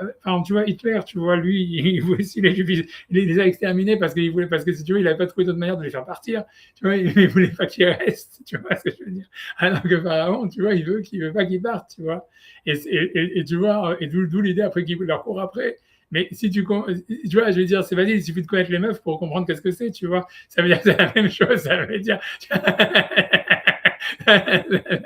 Ouais, tu vois, ça veut dire, tu vois, ça veut dire, il y a une volonté castratrice, etc., tu vois, de jeter les enfants dans le Nil et tout ça, etc. Mais après ça, tu vois, si le type qui décide de partir, c'est sûr qu'on va lui courir après, tu vois, coûte que coûte, tu vois. Mais ça veut dire, mais tu vois, tu vois, tu vois, whatever it is, tu vois, en tous les cas, c'est pour ça quand tu me demandes après quoi il courait, donc je pense, tu vois, là, c'est différent, tu vois, mais ça veut dire, dans cette histoire-là, tu vois, ça veut dire, c'est ça, a priori, ça veut dire comment dire, tu vois, c'est différent, tu vois, c'est différent. Maintenant, est-ce que, tu vois, parce qu'on a l'impression que dans l'Égypte, tu vois, si tu veux, dans l'islam, c'est une cour il y a un désir, tu vois, si tu veux, on court vers les juifs parce que c'est pas parce qu'on veut les manger ou on veut les tuer, mais c'est parce que si tu veux, on veut pas qu'ils partent, tu vois, ça veut dire, c'est ça l'idée. On veut pas, tu vois, on veut pas qu'ils partent et on a l'impression que c'est un côté plutôt une sorte de désir, d'incapacité, tu vois, si tu veux, à se séparer, etc. Et que, tu vois, et que finalement, tu vois, ça veut dire, tu vois, ça veut dire Israël, il est appelé par Moshe à un destin, tu vois, ça veut dire tu vois, ça veut dire voilà, de sortir du ventre de la mer, tu vois, comme on dit, la sortie d'Égypte, c'est une sortie du ventre de la mer, etc. Et cette histoire, tu vois, de sortir de la féminité, etc. Honnêtement, whatever it is, tu vois, je sais pas, ça veut dire whatever it is, tu vois, il y a, Laouma, voilà. Laouma, qui veut dire la mer, tout simplement, c'est une matrice. Ouais, non, c'est ça, c'est ce que tu veux, tu vois, C'est c'est pour ça notre problème, ouais, c'est ce que tu dis, c'est notre problème a priori avec l'islam, effectivement. que, ouais, Ils tu se vois, remettent pas ils se remettent pas en fait. Ce qu'ils reprochent à Israël, c'est de leur avoir piqué les Juifs. Ils se remettent pas du. Oui, tout autant, peut-être plus que la terre, le fait que les Juifs ont définitivement quitté les terres d'islam, quoi. là, tu vois, c'est ça, comme tu dis, pour eux, c'est comme tu dis, il y a ce côté, donc c'est un autre rapport, tu vois, c'est pour ça, quand tu me demandais, tu vois, tu vois, à mon avis, entre tu vois, cette fuite et tu vois, ce truc-là. Et voilà, et pour Israël, c'est la difficulté, tu vois, d'assumer sa virilité, tu vois, d'assumer la ligne droite, etc. Tu vois, c'est parce que l'histoire, la ligne droite dont il est question ici, tu vois, c'est vraiment, tu vois, c'est comme, tu vois, c'est, c'est de donner un sens, tu vois, c'est-à-dire de donner un sens, tu vois, linéaire à l'histoire et pas, tu vois, un sens, tu vois, si tu veux, onduleux, tu vois, ça veut dire, tu vois, c'est ça l'histoire, tu vois, la séance, tu vois, voilà, féminin, etc. Tu vois, ça, c'est ça le rôle d'Israël, a priori. Tu vois, c'est ça ce que Moshe, il a voulu donner au peuple d'Israël en leur donnant la Torah, etc. Mais que voilà, mais c'est pas facile, si tu veux, c'est pas facile à assumer, on va dire, tu vois, c'est compliqué, tu vois, pour les juifs. Mais moi, tu vois, j'aurais dit là, tu vois, donc c'est une fuite différente. Ça veut dire c'est une autre, tu vois, c'est une autre fuite. C'est pas vraiment, tu vois, tu vois, je sais pas, tu vois, c'est très bizarre, tu vois, c'est très spécial. Tu vois, on voit bien la sortie d'Égypte est très spéciale puisque c'est Pharaon. Les Juifs peuvent pas partir tant que Pharaon il n'a pas donné son OK. Ensuite ils partent. Ensuite tu vois, en fait, si Pharaon, c'est vrai qu'il leur court après, mais c'est parce qu'il voit que eux ils reviennent vers l'Égypte, etc., etc. Tu vois, donc c'est pour ça que quand tu comprends la relation d'Israël avec l'Égypte et tout ça et toute l'histoire dans le désert, tu vois bien que c'est une relation qui est vraiment lié au rapport à la féminité, tu vois, par rapport à ça, tu vois, revenir dans le ventre de sa mère, revenir à ça, tu vois, c'est une sorte de, tu vois, c'est, voilà, si tu, tu vois, c'est un long, tu vois, on peut dire c'est une sorte de long divorce en réalité, tu vois, toute cette histoire de la sortie d'Égypte, etc. En réalité, quand tu regardes, c'est comme si tu veux, en fait, c'est comme si le guet, en fait, c'était le don de la Torah, tu vois. Ça veut dire, c'est comme si les 10 commandements, c'était le divorce entre Israël et l'Égypte, quoi. Et qu'en fait, c'est un divorce difficile, d'où le veau d'or, d'où tout ça, d'où tu vois, toute cette histoire-là, tu vois, ça reprend comme ça, tu vois. Tu vois, c'est une longue, tu vois, d'où le truc, ils doivent refaire la Brit Mila en arrivant en Israël et tous ces trucs-là, tu vois. C'est comme une sorte, tu vois, d'acquisition de sa virilité, quoi, mais qui est très difficile, tu vois. Ils ont peur de se battre, ils ont peur de ça, et blablabla, retournons en Égypte. Tu vois, c'est toujours un retour vers le féminin, vers la mer, vers tout ça, tu vois. Et tu vois, tu vois, whatever it is, whatever it is. Genre ça, tu vois, c'est ce qui semble être décrit ici. Mais encore une fois, tu vois, je te dis, ça te montre, tu vois, vraiment. Là, puisqu'ils n'ont pas la Horla, ils n'ont pas été circoncis pendant tout le séjour en Égypte, donc ils étaient quand même complètement sujets à ces. Ouais, Après, bon, quand il leur fait une mila avant de rentrer en Israël, c'est style les vaisseaux de Cortés, on brûle, ouais, c'est ça, c'est ça. Ils font 2 fois la on Mila. brûle les vaisseaux, il y a pas de retour en arrière, quoi. Ouais, C'est un acte, mais parce c'est un qu'ils ont, dévoilement, puisque le prépuce, c'est la matrice, enfin, oui, c'est la le féminité. sexe féminin, quoi. Ouais, C'est la féminité, ouais. mais tu vois, mais ça veut dire ils font la Brit Mila déjà avant, en sortant d'Égypte. Tu vois, pour manger le Corban Pessah. Pendant les 40 ans dans le désert, ils font pas de Brit Mila. Et ils la refont, en fait, que quand ils arrivent en Israël. Donc, tu vois, en fait, ces 40 ans, on a l'impression que c'est toute une gestation, tu vois, c'est tu vois, un truc justement pour sortir de ça, etc. Mais à mon avis, c'est ça, si tu veux, tu vois, donc c'est une autre fuite, tu vois, c'est pas voilà, je pense que c'est pas la même chose que Yaakov et Esav.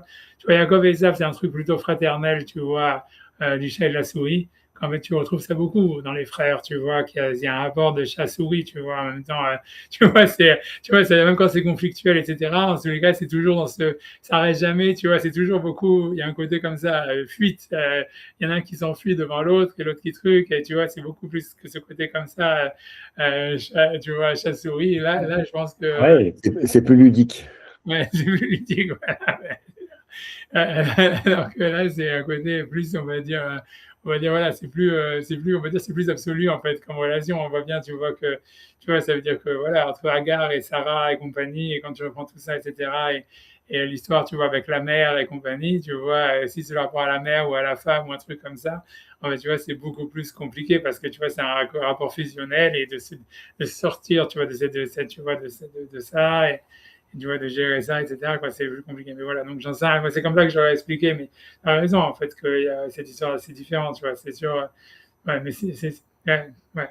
Non, je pense que justement, c'est très possible, en fait, que le fait qu'il fallait l'accord de Pharaon pour sortir d'Égypte, c'était justement pour ne pas rentrer dans la dynamique de Yaakov et Esav, où tu vois, où Yaakov, il s'enfuit de la vanne sans lui dire, où tu vois, où en fait, pour que ça soit pas une fuite, tu vois, ça veut dire pour que ça soit justement un rapport comme ça, tu vois, ça, Je vais dire un truc un peu délire, parce que bon, on sait que l'Égypte, c'est la mère patrie. On sait que la Babylonie, c'est plutôt le, le père. c'est Ashurit, même, tu vois, le Est-ce que menteur. toute l'histoire, ouais, c'est ça. Est-ce que, voilà, pour dire directement ce que j'ai envie de dire, est-ce que, on va dire, pendant toute la période du Tanakh, les Hébreux ont été obligés de faire Kivud Avahem, quoi? Peut-être, j'en sais rien, je sais pas. Peut-être, je sais pas si c'était qui vous avait. Peut-être. Tu vois, parce que le passé dit, tu vois, n'est pas la haine de l'Égyptien parce que tu as été étranger dans son pays, tu vois. Et tu vois, donc ça veut dire il y avait un rapport, tu vois, comme ça. Il y a quelque chose comme ça, peut-être, tu vois, peut-être, quelque chose comme ça. Je sais pas si c'est, ouais, oui, oui, tu vois, je sais, c'est possible, c'est possible, mais ouais, ah, non, non, tu vois, comme tu dis, c'est possible, je sais pas, peut-être, c'est quelque chose, j'en sais rien. C'est une possibilité, je sais pas, c'est quelque chose à réfléchir, tu vois, c'est quelque chose à réfléchir. Ouais, peut-être. Ah oui, je sais pas quoi dire. C'est pas débile, tu vois. C'est clair qu'on voit que c'est ça toute la période du Tanakh. On voit bien, ouais, on voit bien que c'est un rapport contrarié, quoi. On voit bien que c'est, enfin, je veux dire, et c'est un passage obligé un petit peu. Ils sont un peu, enfin, j'ai l'impression qu'ils sont jamais assez matures, quoi, pour s'émanciper. En même temps, bon, enfin bref, on pourrait les battre. C'est Ouais, juste une idée comme ça, ouais, quoi. ouais. Mais regarde, on va voir. Regarde, mais pour revenir en tous les cas sur Tarek Shara, puis c'était ça toute l'histoire, pour revenir à l'histoire, tu vois, c'est que voilà, c'est qu'en fait, tu vois, c'est que le chant, il vient de l'essence même des choses, tu vois. Ça veut dire, tu vois, ça veut dire, c'est pas, tu vois, donc, je veux dire, tu vois, ça veut dire que c'est pas, tu vois, ils disent pas, tu vois, c'est pas qu'ils disent Kadosh ou Baruch ou quoi que ce soit. Ça veut dire, encore une fois, c'est que le chant, il représente, ça semblerait que le chant des anges, tu vois, quand on dit, voilà, que dit le cheval, tu vois, donc ça veut dire, comme si le cheval, en fait, c'est un ange, ça veut dire il a des anges associés au cheval, tu vois. Comme on a vu, il y a des anges associés au chat, des anges associés aux souris, et ça veut dire, en fait, donc c'est des énergies, tu vois, ou c'est des concepts, etc., qui sont matérialisés à travers les animaux, et qu'en fait, si tu veux, ça veut dire l'expression de leur chant, c'est leur manière d'être, quoi. Tu vois ce que je veux dire? C'est ce qu'ils sont, tu vois, qui est leur chant, plus ou moins, etc. Ce que je veux dire, tu vois, et tu vois, et c'est tout, tu vois, et à mon avis, tu vois, donc c'est pour ça que dans le schéma Israël, Hachem Elokeinu, Hachem Echad, en fait, tu vois, tu vois, je pense que si c'est vu comme un chant, tu vois, en fait, ça voudrait dire le Baruch Shem Kevad Malchut Olam Vaed, peut-être aussi, tu vois.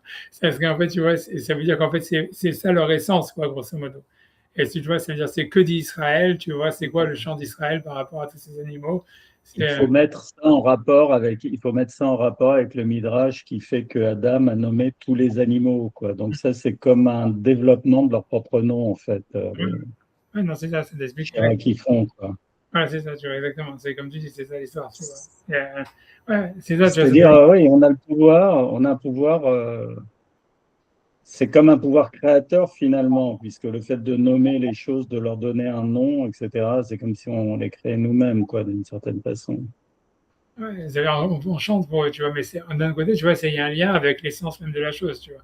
C'est-à-dire, on peut pas, tu vois, ça veut dire, l'idée, c'est qu'on peut pas, on peut pas nommer, que ça veut dire, voilà, c'est pas, tu peux pas transformer un cheval en bœuf, quoi, grosso modo, c'est ça l'idée, quoi. Tu vois, ça veut dire, donc, si tu veux, le chant, Mais définitivement, c'est-à-dire c'est définitivement le signe de la supériorité. C'est pour ça qu'on est capable, en fait, il y a un signe de enfin, nous, c'est ce qui dit le Nefesh HaChaim, quoi. ouais, On rassemble toutes les pièces du puzzle, c'est-à-dire que nous, on est capable, je veux dire, de tout connaître l'essence de tout. Finalement, on a ce don et bon, on dirait que c'est la clé qui débloque en fait l'individualité, quoi. Le fait qu'on ait cette connaissance universelle débloque l'individualité, l'essence de chacun, quoi. Enfin, je ne sais pas, il y a un truc que ouais, j'arrive pas trop à ouais, expliquer. c'est possible que je dis, c'est possible. Non, c'est parce que c'est vrai qu'en fait, ce que tu vois dans Père Chira, c'est que, tu vois, c'est que c'est tous les animaux, tu vois, après, il y a aussi les fruits, les arbres, et ce qu'on veut. Ah, ben, tu vois, tu vois, c'est que ouais, si tu veux, tout est dans tout, quoi, si tu veux, comment dire, comment dire, et inversement, quoi. Ça veut dire, ouais, tu vois, tu vois, réciproquement, ouais. Tu vois, c'est ça, mais c'est un truc comme ça veut dire, ouais, ça veut dire, en fait, l'idée, c'est que, comme tu dis, ça veut dire, on peut être des individus, ça veut dire, on peut faire une chira si on comprend en fait comment tout est imbriqué, tu vois, tout est interdépendant, tout s'inscrit dans une sorte de cycle de machin, tu vois, d'unité. Et en fait, grosso modo, c'est à travers ça peut-être qu'on peut retrouver notre individualité, quoi. C'est vrai ce que tu dis, ça veut dire, si tu veux, Tu vois, je me rappelle plus exactement ce que ça veut dire. Je me rappelle, c'est un des passages du Kuzari les plus bizarres, hein, les plus bizarres, mais en fait, c'est repris d'Euclide, en fait, ce raisonnement-là. C'est que, tu vois, c'est qu'il prouve le fait qu'il dit que, si tu veux, mais je me rappelle plus même comment on fait comment il fait sa preuve logique. Et pour lui, tu vois, en fait, l'idée, c'est comme tu dis, c'est-à-dire que, en fait, ce qui fait, c'est quand, le fait qui fait qu'on peut prouver qu'il y a une unité du fait qu'il y a il y a des éléments. Parce que s'il y a des éléments, ça veut dire qu'il y a un groupe qui inclut les éléments, un truc comme ça, tu vois. Et que pour lui, il prouve, si tu veux, l'idée de même, tu vois, de l'individualité, si tu veux, de l'individualité de l'humain même, tu vois, pas simplement de Dieu, etc., du fait justement qu'il est pluriel. Et c'est-à-dire qu'il ressent des pluralités, c'est-à-dire qu'il ressent une pluralité de choses, ça prouve qu'il est un, quoi, grosso modo. Et je pense que c'est un truc Ouais, alors c'est mon jour de délire, mais c'est aussi un commentaire, je pense. Tout à l'heure, on a dit on ne sait pas ce que ça veut dire Kadosh, Kadosh, Kadosh. Mais justement, est-ce que les anges, ils arrivent, parce que nous, on arrive à le prononcer, eux, enfin, nous, on le dit, eux, ça fait qu'ils prononcent, c'est-à-dire que nous, on touche aussi à cette dimension, on va dire, parce qu'on est capable de reconstituer comme ça tout le poste, toute la chaîne, tous les cycles, etc. C'est ça ce que ça veut dire. Ça veut dire qu'on maîtrise, on va dire que.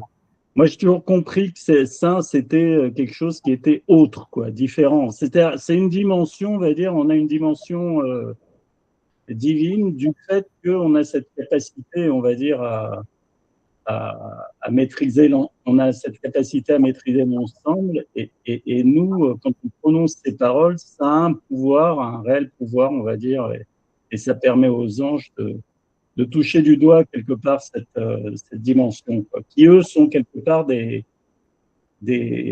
éléments, quoi, des pièces, qui n'ont pas cette faculté, quoi. Mais à travers nous, justement, comme tu disais, parce qu'on est obligé de s'occuper de nous, etc. On est obligé de quoi? J'ai pas entendu. On est obligé de. Voilà, ils sont obligés ils sont obligés de s'occuper de nous quelque part, mais bon, quand on leur permet de prononcer cette phrase, de prononcer Kadosh, Kadosh, Kadosh, ils comprennent pourquoi ils doivent s'occuper de nous. C'est un retour, quoi. C'est un retour. C'est inversé parce que bon, ils sont supérieurs dans leur particularisme, mais ils n'ont pas cette dimension, on va dire, protéiforme ou globale qu'on peut avoir nous, quoi. C'est un espèce de rapport. Il y a une dialectique comme ça. D'un côté, ils sont supérieurs dans leur. C'est comme je sais pas moi, des experts, des techniciens, mais qui touchent uniquement à leur domaine et qui sont incapables, comme des énarques, de faire un raisonnement de bon sens. Donc nous, on est capable, mais on a l'air de couillons du peuple, etc. Mais quelque part, voilà, comme tu disais, sur le clan d'Israël, finalement, la façon dont il va se diriger, il y a quelque chose de divin. C'est la bonne direction, quoi. Ouais, non, je vois. Moi, ce que je vois par rapport à ce que tu as dit, ça veut dire l'idée, la première idée que tu as dit, moi je pense que c'est vrai, ça veut dire dans le sens de.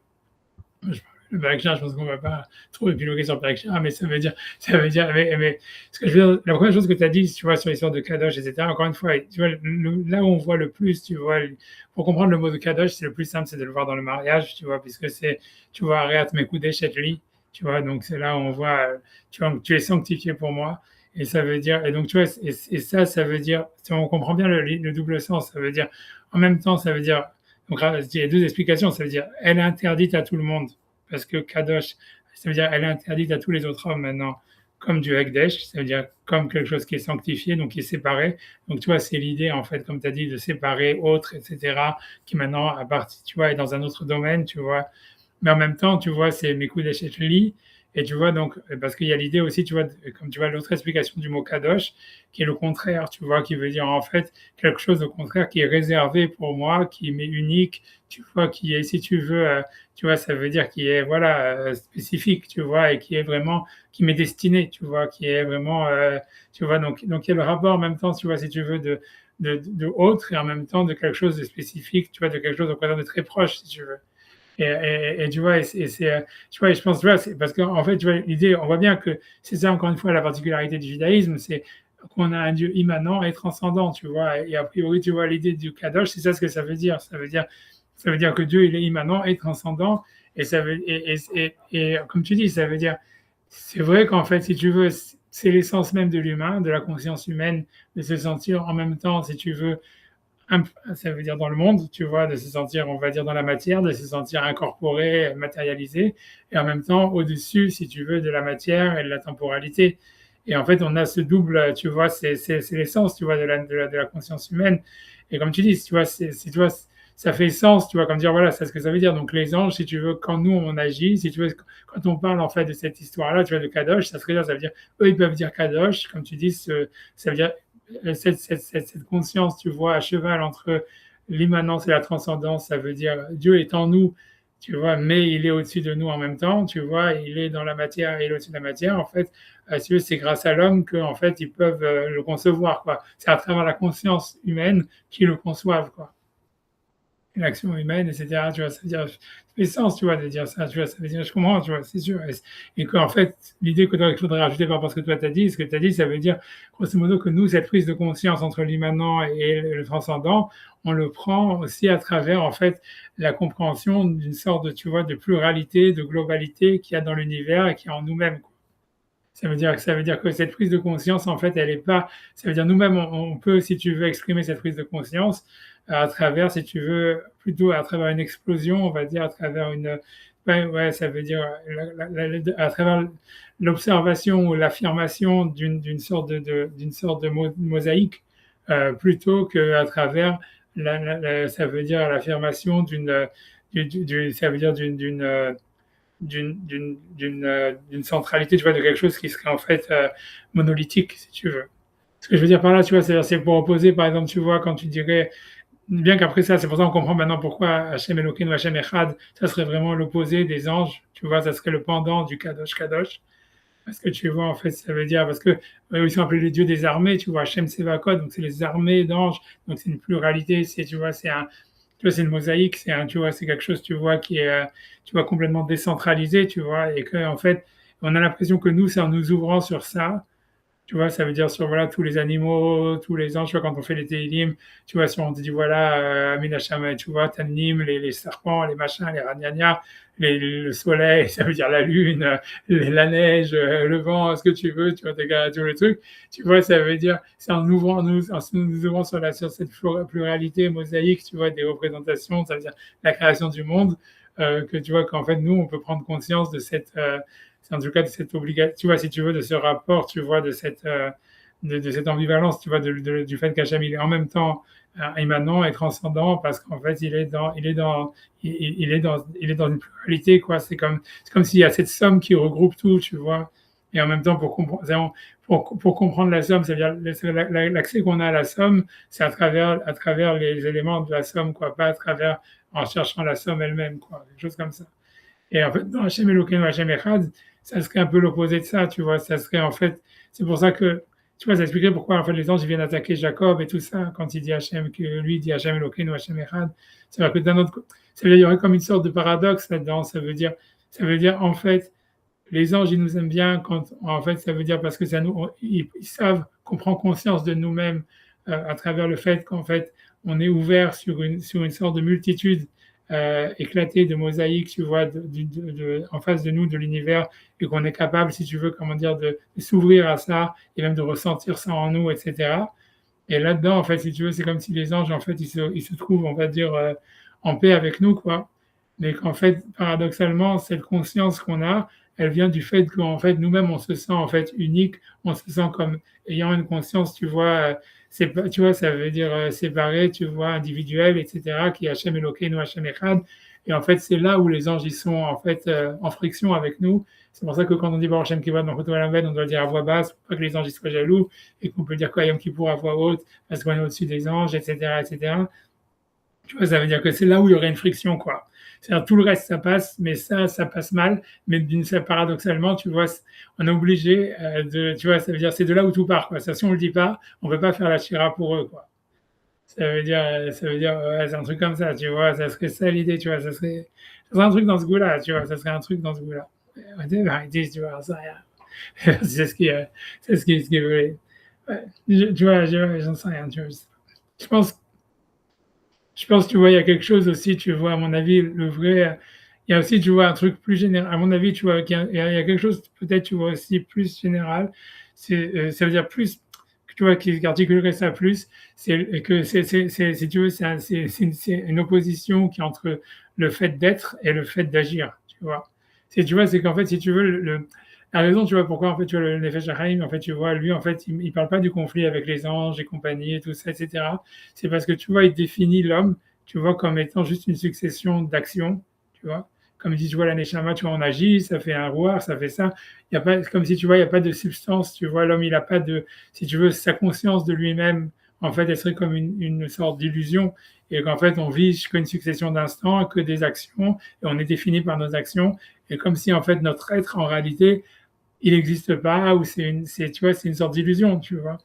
Et moi, à mon avis, si tu veux, c'est réduit. C'est un aspect, tu vois, c'est un aspect de la vérité. C'est l'aspect justement que les anges, tu vois, qui sont dans l'action, tu vois, etc., et qui justement qu'on réunifie Dieu avec l'action, où ils sont tout à fait d'accord avec ça. Mais le problème, c'est comme je te disais, tu vois, quand on dit le chant du chat, c'est son essence de l'être, tu vois, c'est qu'en fait, nous aussi, on a une essence, tu vois, comme si notre essence, en fait, c'est Hachem, c'est notre Dieu, Hachem, il est un. Ça, c'est ce qu'on est, en fait, tu vois quelque part, tu vois, c'est l'expression profonde de ce qu'on est.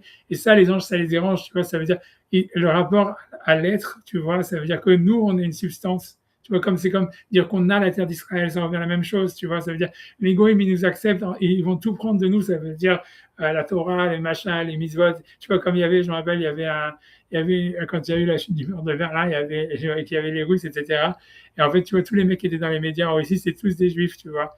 Et tu vois, il y en avait, et tu vois, quand il y a eu l'ouverture, donc il y a plein de types, tu vois, qui faisaient tchouva, etc., puisqu'ils avaient l'ouverture au judaïsme, etc.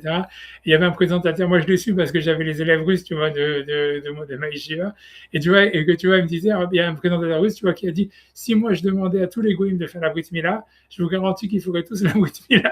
Et si je demande aux juifs de faire la brit mila, si tu veux, ça devient plus compliqué. Mais l'idée, c'est, tu vois, c'est que les goïms, ils sont prêts à accepter, tu vois, et il disait à la fin, il disait, pourquoi un goï ne ferait pas ce qu'un juif lui demande de faire? Et c'était devenu, c'était devenu une sorte, en 92, c'était devenu une sorte de slogan ça veut dire en Russie, que ça a fait beaucoup d'antisémitisme, et oui, mais tu vois, mais, il y a quelque chose, tu vois, mais je pense qu'il y a quelque chose de vrai là-dedans, ça veut dire, c'est l'égoïme qui représente les anges et tout ça, c'est la même chose parce que c'est des concepts agents, etc. Ils sont prêts à accepter, si on est désubstantialisé, si on n'est qu'un message, si on n'est que la Torah, si on connaît des actions, on n'est qu'une culture, ils n'ont aucun problème avec ça. C'est le problème, c'est comment tu peux être un peuple, comment tu peux être, si tu veux même une race, comment tu peux avoir un pays. C'est ça, tu vois, le problème, tu vois. Tu vois, c'est comment tu peux avoir une essence à part ça. Normalement, toi, tu devrais être, tu vois, dissous, tu devrais te dissoudre dans la conscience des autres. Tu vois, ça veut dire, tu devrais être un reflet, si tu veux, des autres, de l'existence de toutes les nations, de tous les anges, etc. Mais tu devrais te dissoudre dans cette conscience, tu vois. Comment tu peux dire Hachem Elokeinu, Hachem Echad, tu vois, Shema Israël, d'où Israël existe, tu vois. C'est, tu vois, en tant qu'essence, et je pense, tu vois, c'est ça le vrai problème, tu vois.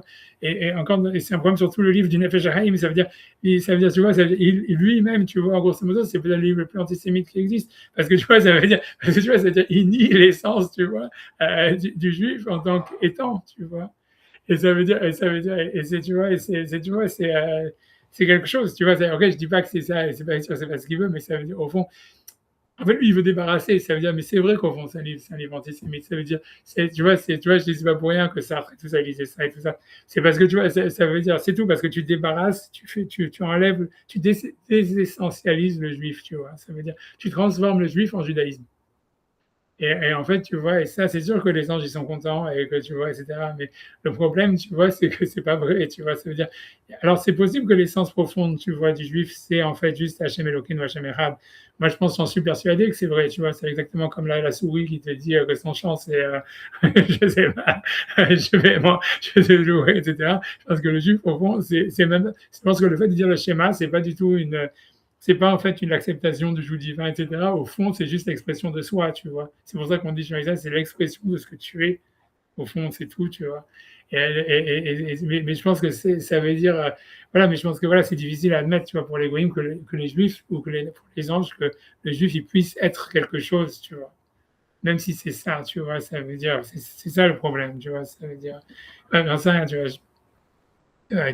j'en sais rien, tu vois, J'ai pensé à ça parce que tu vois, en fait, je sais pas, j'ai étudié, tu vois, après j'arrête de parler, j'avance dans les Vécharim, mais c'est parce que, tu vois, j'ai étudié, tu vois, dans le Maharal, et tu vois, parce que le Maharal, quand il parle sur le Olam Haba, il y a un truc super, parce que tu vois, nous on a vu le Nefesh Hachaim qui dit ouais, le Olam Haba, c'est tes actions, tu vois, grosso modo. Ça veut dire, tu vas faire, tu vois, tes actions de spiritualité. C'est ça, en fait, qui est vécu d'une manière plus intense quand tu es séparé de ton corps, etc.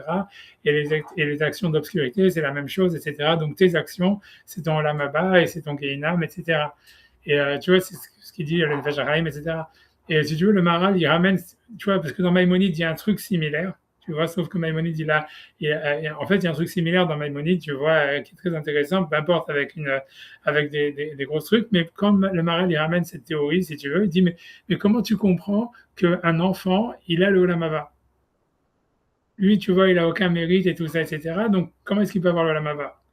Et tu vois, ramène, tu vois, c'est ça sa question, si tu veux, qu'il a sur cette théorie. Et puis, et lui, il dit, en fait, tu vois, et après ça, il dit un truc, à mon avis, c'est quelque chose, tu vois, à mon avis, qui doit être vachement critiqué aussi, etc. Mais qui, à mon avis, donc lui dit, lui, il pense que le Olam Haba, il n'est pas lié aux actions, il dit qu'il est lié à l'essence de ce que tu es, tu vois.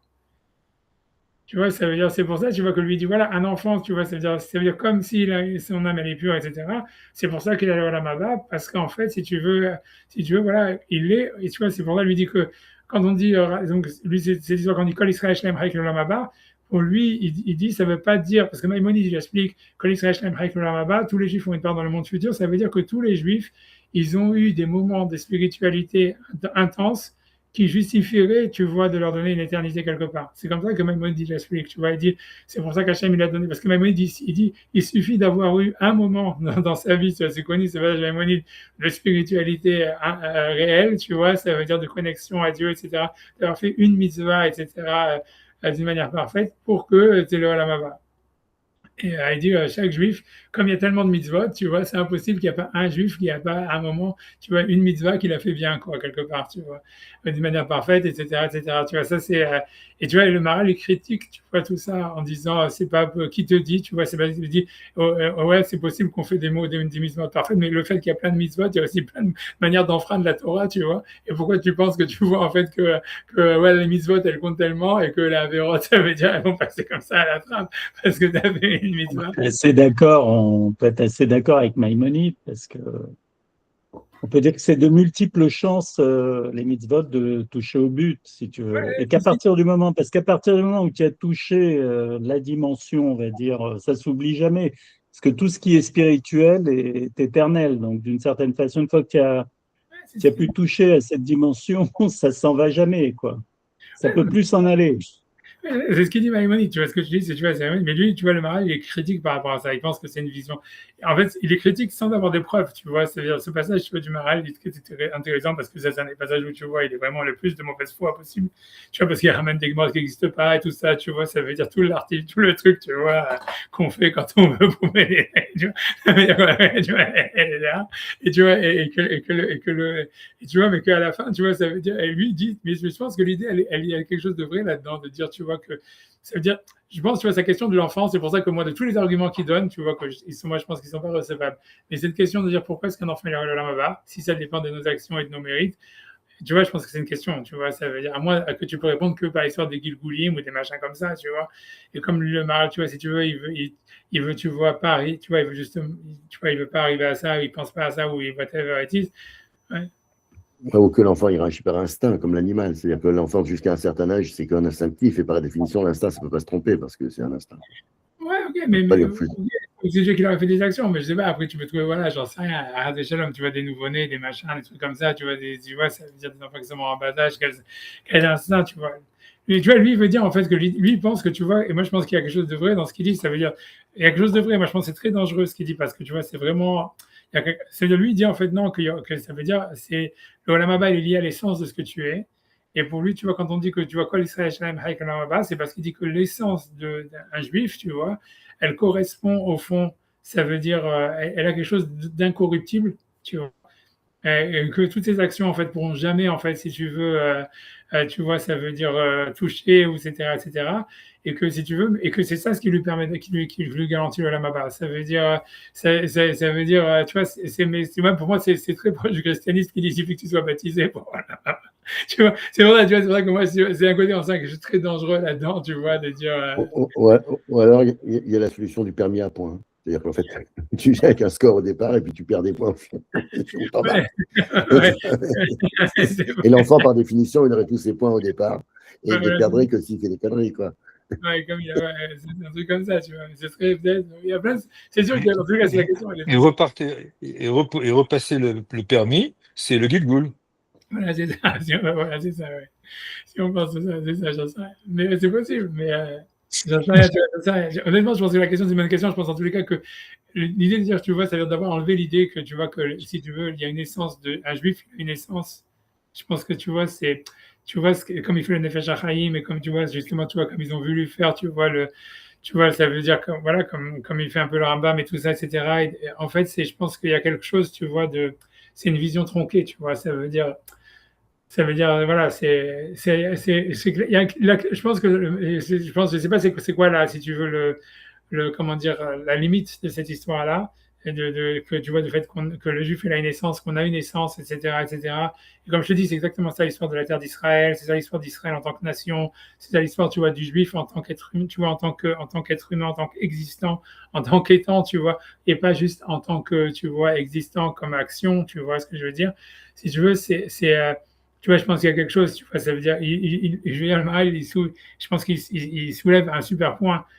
Maintenant, tu vois, c'est vrai de comprendre la limite de ça, qu'est-ce que c'est, tu vois, etc. Ça veut dire, je comprends que tu vois, c'est questionnable, tu vois, mais voilà, mais ce que je veux dire, voilà, tu vois ce que je veux dire, moi je pense en tous les cas, c'est ça ce qui doit déranger les anges, tu vois, et c'est ça ce qu'on dit dans le schéma, c'est l'affirmation de ce qu'on est, tu vois. Et, je pense, tu vois, que le vrai problème, tu vois, même, je pense que l'essence, tu vois, du juif, je pense, au fond du fond, si on réfléchit vraiment, je pense que c'est quelque chose qui est, pour lequel, je pense que le type qui doit avoir qui est le plus antisémite dans toute l'histoire, au fond, c'est Dieu lui-même. C'est parce que, tu vois, ça veut dire, je pense que pour lui, ça doit être quelque chose de difficilement supportable. Ça veut dire, c'est pas parce que, tu vois, c'est pas que, je sais pas expliquer l'histoire, ouais, parce que tu vois, ça veut dire on a tellement un sale job, tu vois ce que je veux dire, et que ça veut dire, et qu'en fait, tu vois, non, je pense que c'est la vérité vraie. Je pense, tu vois, que c'est quelque chose. En fait, tu vois, c'est comme si, je sais pas comment dire, tu vois, c'est comme si Hachem, il doit se sentir vraiment désolé pour nous, quoi, si tu veux quelque part. Et si tu veux, et donc en fait, ça veut dire, ça veut dire, je sais pas, tu vois, ça veut dire, et je pense, tu vois, je pense que c'est vrai, tu vois, que je pense que c'est vrai qu'au fond, il y a une sorte, en fait, il y aurait une essence vraiment incorruptible, tu vois, d'Israël, que c'est ça, tu vois, Kol Israël Shem là-bas, et qu'en fait, si tu veux, mais qu'en fait, leur travail dans ce monde, tu vois, c'est pas c'est de se salir les mains, quoi, grosso modo, et tu vois, c'est en fait aussi de faire des fautes, c'est aussi, tu vois, de s'abîmer, de prendre des punitions, tout ça, etc. Ça fait partie du job, quoi, grosso modo. C'est-à-dire, On a une incarnation immanente de la Shrina. C'est-à-dire, ouais, on est c'est ça, là. ouais, c'est ça l'idée, tu vois. On- Et c'est ça, tu vois, et c'est malgré nous, et c'est malgré nous. C'est malgré nous. C'est pour ça que, comme tu dis, il y a une dimension irréductible, parce que c'est malgré nous. Parce que on est obligé de supporter ça. C'est là où je suis pas vraiment d'accord. Enfin bon, je suis pas le Maharal, j'ai pas. Mais comme c'est malgré nous, comme on est obligé de le supporter, comme c'est une donnée, etc., on peut pas être tenu pour responsable. ouais, On n'a pas une part de libre arbitre là-dedans. ouais, non, je On n'a sais, c'est ça. pas, je veux dire, c'est une condition qui est imposée. On subit un déterminisme là-dedans. Il y a une part qui est C'est un peu cato, ça, hein, tu vois, déterministe. Ouais, non, c'est pour ça que c'est difficile à ça fait un réfléchir. peu Oui, cato, mais c'est on ça le n'est problème. pas, je pense pas, ouais. Mais bon, Oui, Ah, mais c'est le cette point, les vallée de larmes. catholicistes ne dit, je veux dire, ils disent pas que des conneries. Le problème, c'est je pense Non, qu'ils mais ont cristallisé complètement une vision. C'est tout. cristallisé, Et comme je tu pense dis. que ceux qui ont fait le christianisme, c'est quand même des juifs. Je pense qu'ils avaient, si c'est une religion qui dure depuis 2000 ans, qui est issue de Esav, etc., je pense qu'il y a une dimension comme dans l'islam, quoi. Tant que ça perdure, c'est qu'il y a quelque chose, c'est qu'ils ont quelque chose à dire. bah, je sais pas, c'est difficile à comprendre. Moi, ce que j'aurais dit, tu vois, peut-être plus que le permis à points et tout ça, mais un peu dans le même genre. Parce que tu vois, en fait, pour moi, l'histoire, tu vois, c'est parce que pour prendre ça, ouais, à mon avis, ça reste un mystère. Ça, c'est quelque chose, tu vois, sur lequel il faut vraiment réfléchir, je pense. Tu vois, c'est tout. Mais ce que je veux dire, à part ça, et je pense que c'est ça, ce que je veux dire, une idée, tu vois, moi, je pense que dans l'histoire du droit d'aînesse, Tu vois, ça veut dire avec Esav, justement, etc. Je pense que c'est peut-être ça l'idée du droit d'aînesse. Et ça veut dire c'est l'essence de ce que tu es. Et dans le droit d'aînesse, en fait, tu reçois le double, tu vois. Et je pense qu'il y a un côté comme ça, tu vois. Je pense qu'il y a un côté, tu vois, ça veut dire et tu peux perdre ton droit d'aînesse aussi, tu vois, comme il y a comme Esav qui a perdu son droit d'aînesse, comme tu vois, comme il y a comme Reuven qui a perdu son droit d'aînesse et tout ça, etc. Ça veut dire, tu vois, il y a un côté, je pense qu'il y a un côté que je sais pas comment expliquer, tu vois, c'est comme il y aurait une essence d'Israël, et ça c'est vrai, tu vois, et après ça c'est recevoir le double, tu vois, ça veut dire recevoir la partie double, ça tu vois, tu vois, c'est l'action, tu vois, c'est les mitzvot, c'est ça tout le côté qui est décrit dans les Nefesh HaChaim, c'est nos actions qui nous définissent, qui font que, tu vois, c'est vrai qu'on a la Maba et tout ça, etc. Ça expliquerait d'ailleurs le mot chelek, tu vois, une partie, parce qu'en fait, tu vois, c'est le chelek, il y a le chelek pachout, il y a le chelek bechor, le bechor, il a une double part, tu vois. Donc, ça expliquerait, tu vois, pourquoi dans la Mishnah, en disant une part, ça veut dire une part tu as, on va dire, de naissance, si tu veux, etc. Maintenant, tout l'enjeu, c'est de savoir est-ce que tu vas avoir la double part. Et tu vois que c'est ça l'histoire, tu vois, du Bechor et tout ça, et du droit d'aînesse, etc. Je pense que, tu vois, c'est ça l'idée, tu vois. Et grosso modo, c'est justement ça, tu vois, et cette double part, c'est justement, tu vois, comme dirait la terre d'Israël ou un truc comme ça, le fait, tu vois, c'est pas nécessairement le Olam Haba, ça veut dire, c'est peut-être le Olam Hazé, la double part, tu vois. C'est un truc comme ça, tu vois, où c'est quelque chose dans ce goût-là, tu vois. C'est quelque chose, tu vois. C'est comme si, en fait, tu vois, en fait, tu as le choix d'avoir soit le Olam Hazé, soit le Olam Haba. Ça, c'est de naissance, on va dire. Et en fait, si tu fais tes mitzvot et tout ça, tu peux avoir les deux, tu vois. Ça serait un truc comme ça, tu vois. Ou peut-être pas Olam Hazé. Quelque chose à réfléchir dans ce goût-là. Moi, je pense que l'histoire du Bechor, de la double part, et tu vois, c'est un peu comme l'histoire du permis à point sur une autre manière de regarder la chose. Je pense, tu vois, ça se joue comme ça là-dedans, tu vois, un truc comme ça. Ouais, c'est un permis où tu pourrais rajouter des points au-dessus de tes 12 points. Tu auras Voilà, jusqu'à 24 potentiels, quoi. C'est pas... voilà, Non, mais moi, ce que j'ai là, ce qui me plaît le plus dans le cours, c'est plutôt le fait qu'on dérange les anges, quoi. Je veux dire, qu'est-ce qui dérange les anges et pourquoi on dérange les anges? C'est ça qui me tarabuste le plus, quoi. Ouais, Parce que c'est ce qu'on a parlé la dernière. Ouais, là, c'est c'est ce qu'on voit, tu vois. Mais je pense, ouais, vas-y, qu'est-ce que tu veux dire? Mais je pense que c'est parce qu'on existe, tu vois. Ça veut dire, je te dis, on devrait se dissoudre, tu vois, dans notre conscience, tu vois. Ça veut dire, tu vois, si tu veux, voilà, on fait la chanson pour toute la création, pour tous les animaux, pour tous les trucs, tu vois. C'est-à-dire, tous les matins, tous les jours, on va faire cette fille-là, la création, tu vois, sur les astres, sur les animaux, sur le machin, tout ce que tu veux. Et normalement, tu vois, ça veut dire, après, c'est de quel droit tu existes, tu vois, ça veut dire, après ça, comment tu peux dire, écoute Israël, Hachem est notre Dieu, Hachem est un, comme si tu te parles à toi-même, comme si comme si tu vois, voilà, tu te donnes le droit d'exister en tant qu'étant à part entière, tu vois, à part le fait que tu es celui qui exprime les autres, tu vois. C'est comme si un chef d'orchestre, tu vois, il devrait pas en même temps jouer son instrument, tu vois. Et tu vois, l'idée, tu vois, c'est ça le point, tu vois, ça veut dire, alors que nous, tu vois, on joue notre instrument aussi, quoi. Et je pense que c'est ça ce qui le dérange. Tu vois, c'est ça vraiment l'histoire de la terre d'Israël. Tu vois, c'est l'histoire de l'antisémitisme, tu vois. Parce qu'en fait, tu vois bien, ça veut dire qu'en fait, il y a un côté, il y a un côté comment dire, philosémite, tu vois, chez les musulmans et chez les chrétiens. La preuve, c'est qu'ils prennent tout, tu vois. Ça veut dire, au niveau des idées, ils sont prêts à tout accepter. Tu vois, ça veut dire, tu vois, ce qui est le dérange, c'est, tu vois, c'est comment tu peux être un peuple, comment tu peux exister en tant qu'être humain, comment tu peux avoir des choses, tu vois, voilà, comment tu peux exister, alors, comment tu peux jouer ton instrument, alors que tu dois être le chef d'orchestre, tu vois, donc tu dois te dissoudre dans l'orchestre, tu vois. Je pense que c'est ça l'idée, c'est ça où ça se jouait. globalement, le message, c'est Abraham a gagné, dégage, quoi. Voilà, ouais, c'est ça, c'est tu vois, un truc comme ça, ouais, je sais pas, mais tu vois, c'est tout, je veux dire ça, je veux dire, Ce qu'on peut répondre, quand même, ce qu'on peut répondre au peuple, c'est que pour être capable de les écouter, justement, il faut qu'on nous-mêmes, on soit un peuple. C'est impossible sans avoir vécu, c'est on va ça. dire, la dimension d'un peuple. Alors, effectivement, on a de prime abord cette dimension d'éternité qui fait que on est prototypé pour ne pas être un peuple.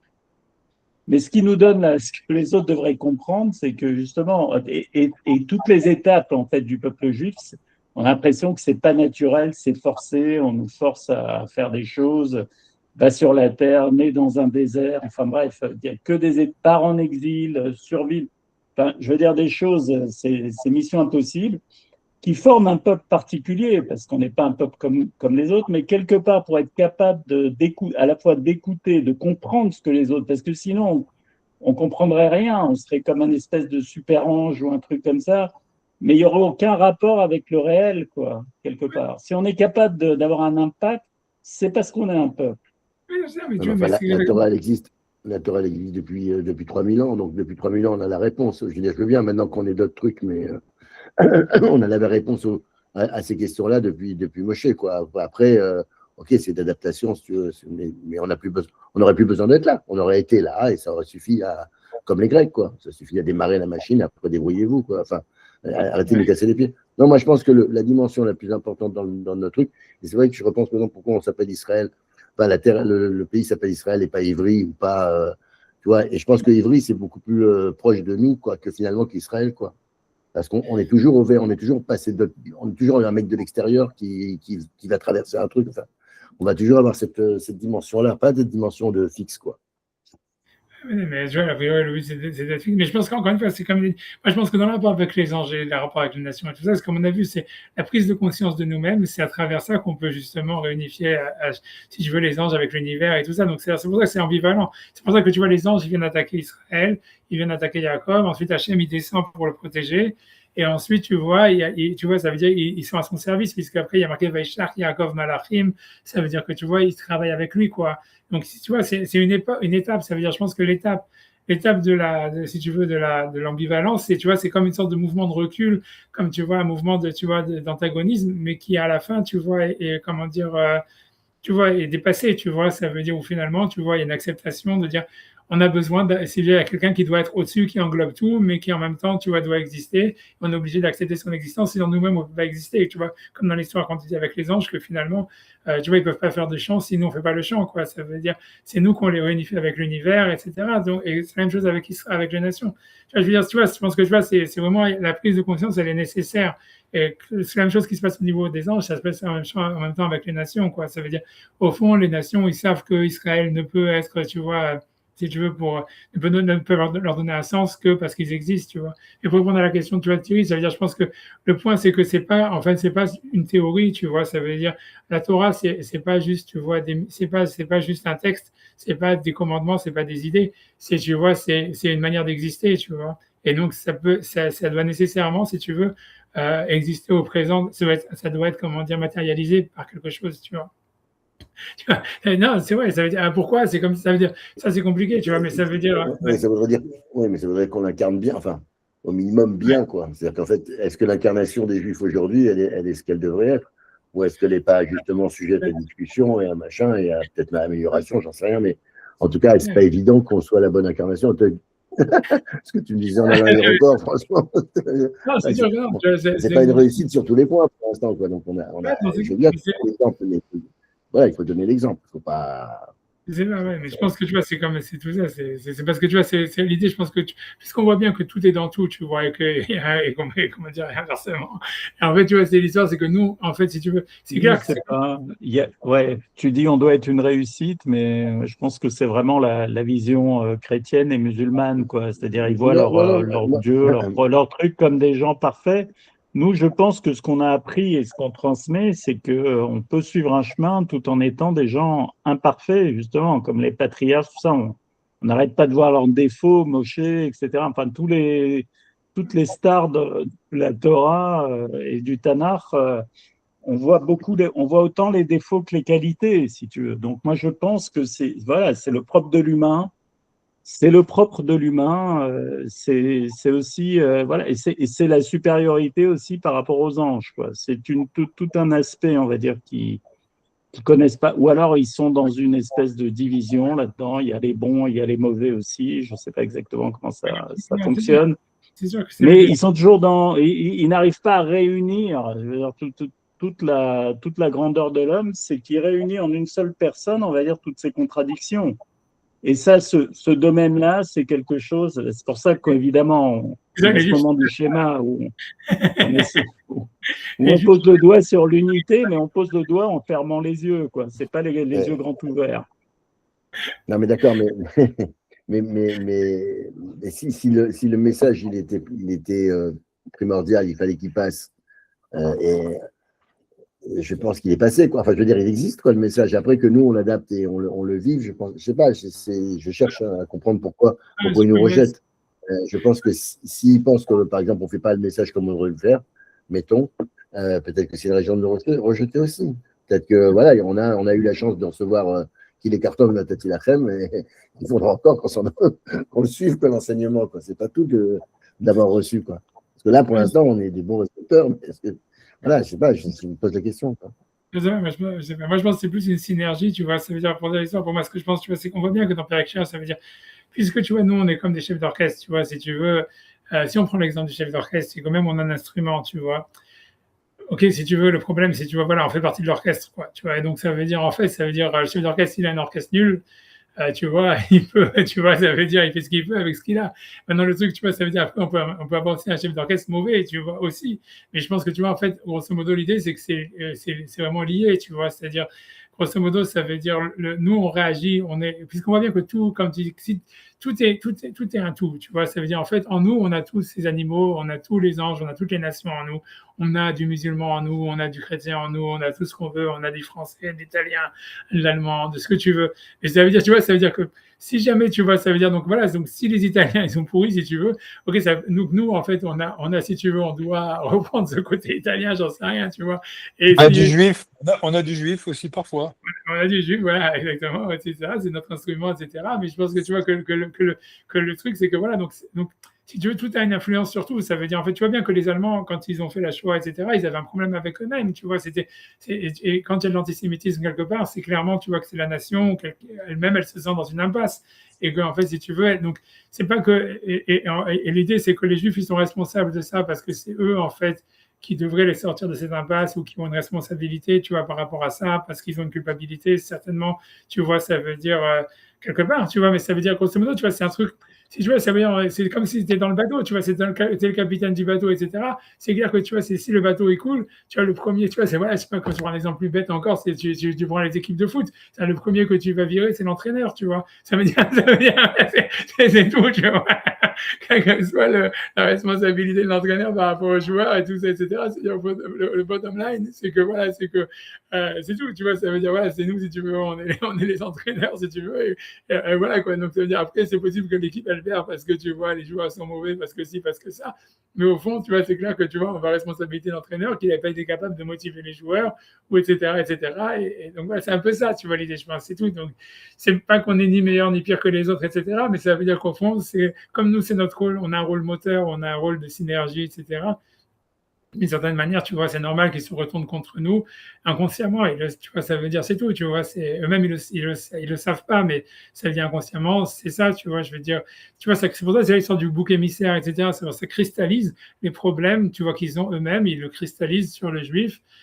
Tu vois, qui devient, qui devient la cause des problèmes. Mais en fait, le problème, ils savent qu'il est en eux, tu vois, ça veut dire, mais au fond, la raison pour laquelle ils le cristallisent, c'est parce qu'en fait, nous-mêmes, parce que voilà, ils savent qu'au fond, ça aurait été nous, on n'est pas qu'on est la cause, mais ça aurait été nous, en tous les cas, qui pouvaient le sortir de ça, ou ils sont responsables de leurs problèmes, mais en fait, nous aussi, on est co-responsables dans le fait, tu vois, où on n'a pas été capable de les sortir de ça, ou peut-être c'est nous-mêmes qui les ont mis là-dedans, puisqu'en fait, ils ont une influence sur nous, tu vois, c'est donc, nous, on a une capacité, tu vois, en fait, à réguler cette influence, à s'opposer, à ne pas s'opposer, à accepter tout ça, etc. Et dans tout ça, si tu veux, on n'a pas été, tu vois, c'est ça. Donc, quand une civilisation, un peuple, il arrive devant une impasse, voilà, si tu veux, le juif, il devient automatiquement, tu vois, le premier coupable, tu vois, c'est tout, c'est comme quand tu fais sauter un gouvernement, tu vois, je veux dire, tu vois, ça veut dire, c'est pas nécessaire que le gouvernement, il est responsable de la faillite d'un pays, mais ça veut dire, nécessairement, tu vois, ça veut dire, voilà,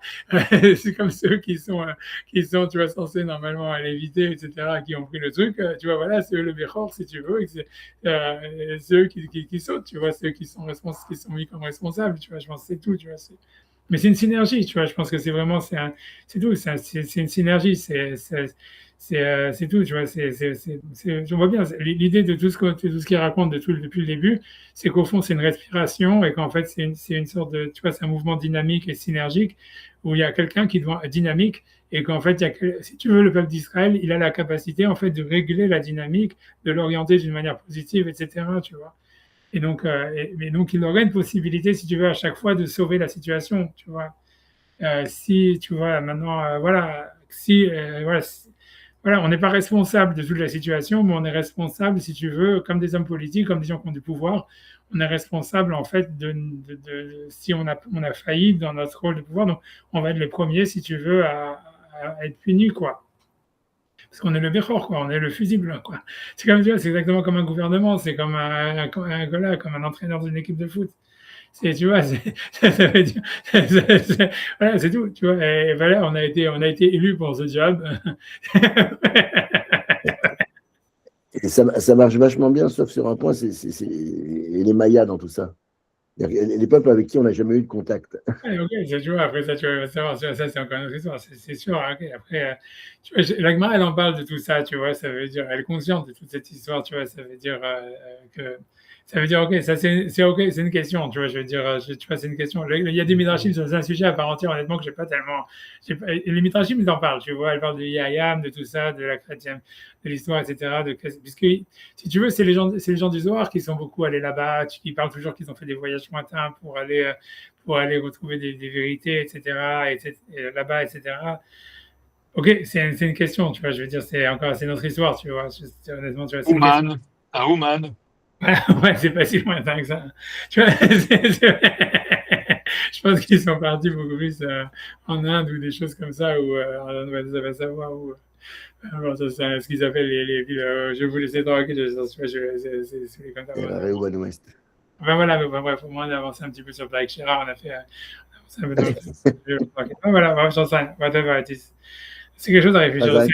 Je pense que voilà, je pense en tout cas, l'idée générale, c'est de comprendre, tu vois, qu'est-ce qu'on est en tant qu'être, tu vois, indépendamment de ce qu'on fait. Je pense que c'est une question, tu vois, qu'il faut réfléchir, que tu vois que le Maral, que je veux dire que le Nefesh HaChaim, il a pris vraiment, c'est-à-dire ce qu'il a fait, c'est vraiment, en fait, tu vois, si on veut comprendre vraiment de manière générale, c'est ce que le monde des yeshivot il fait.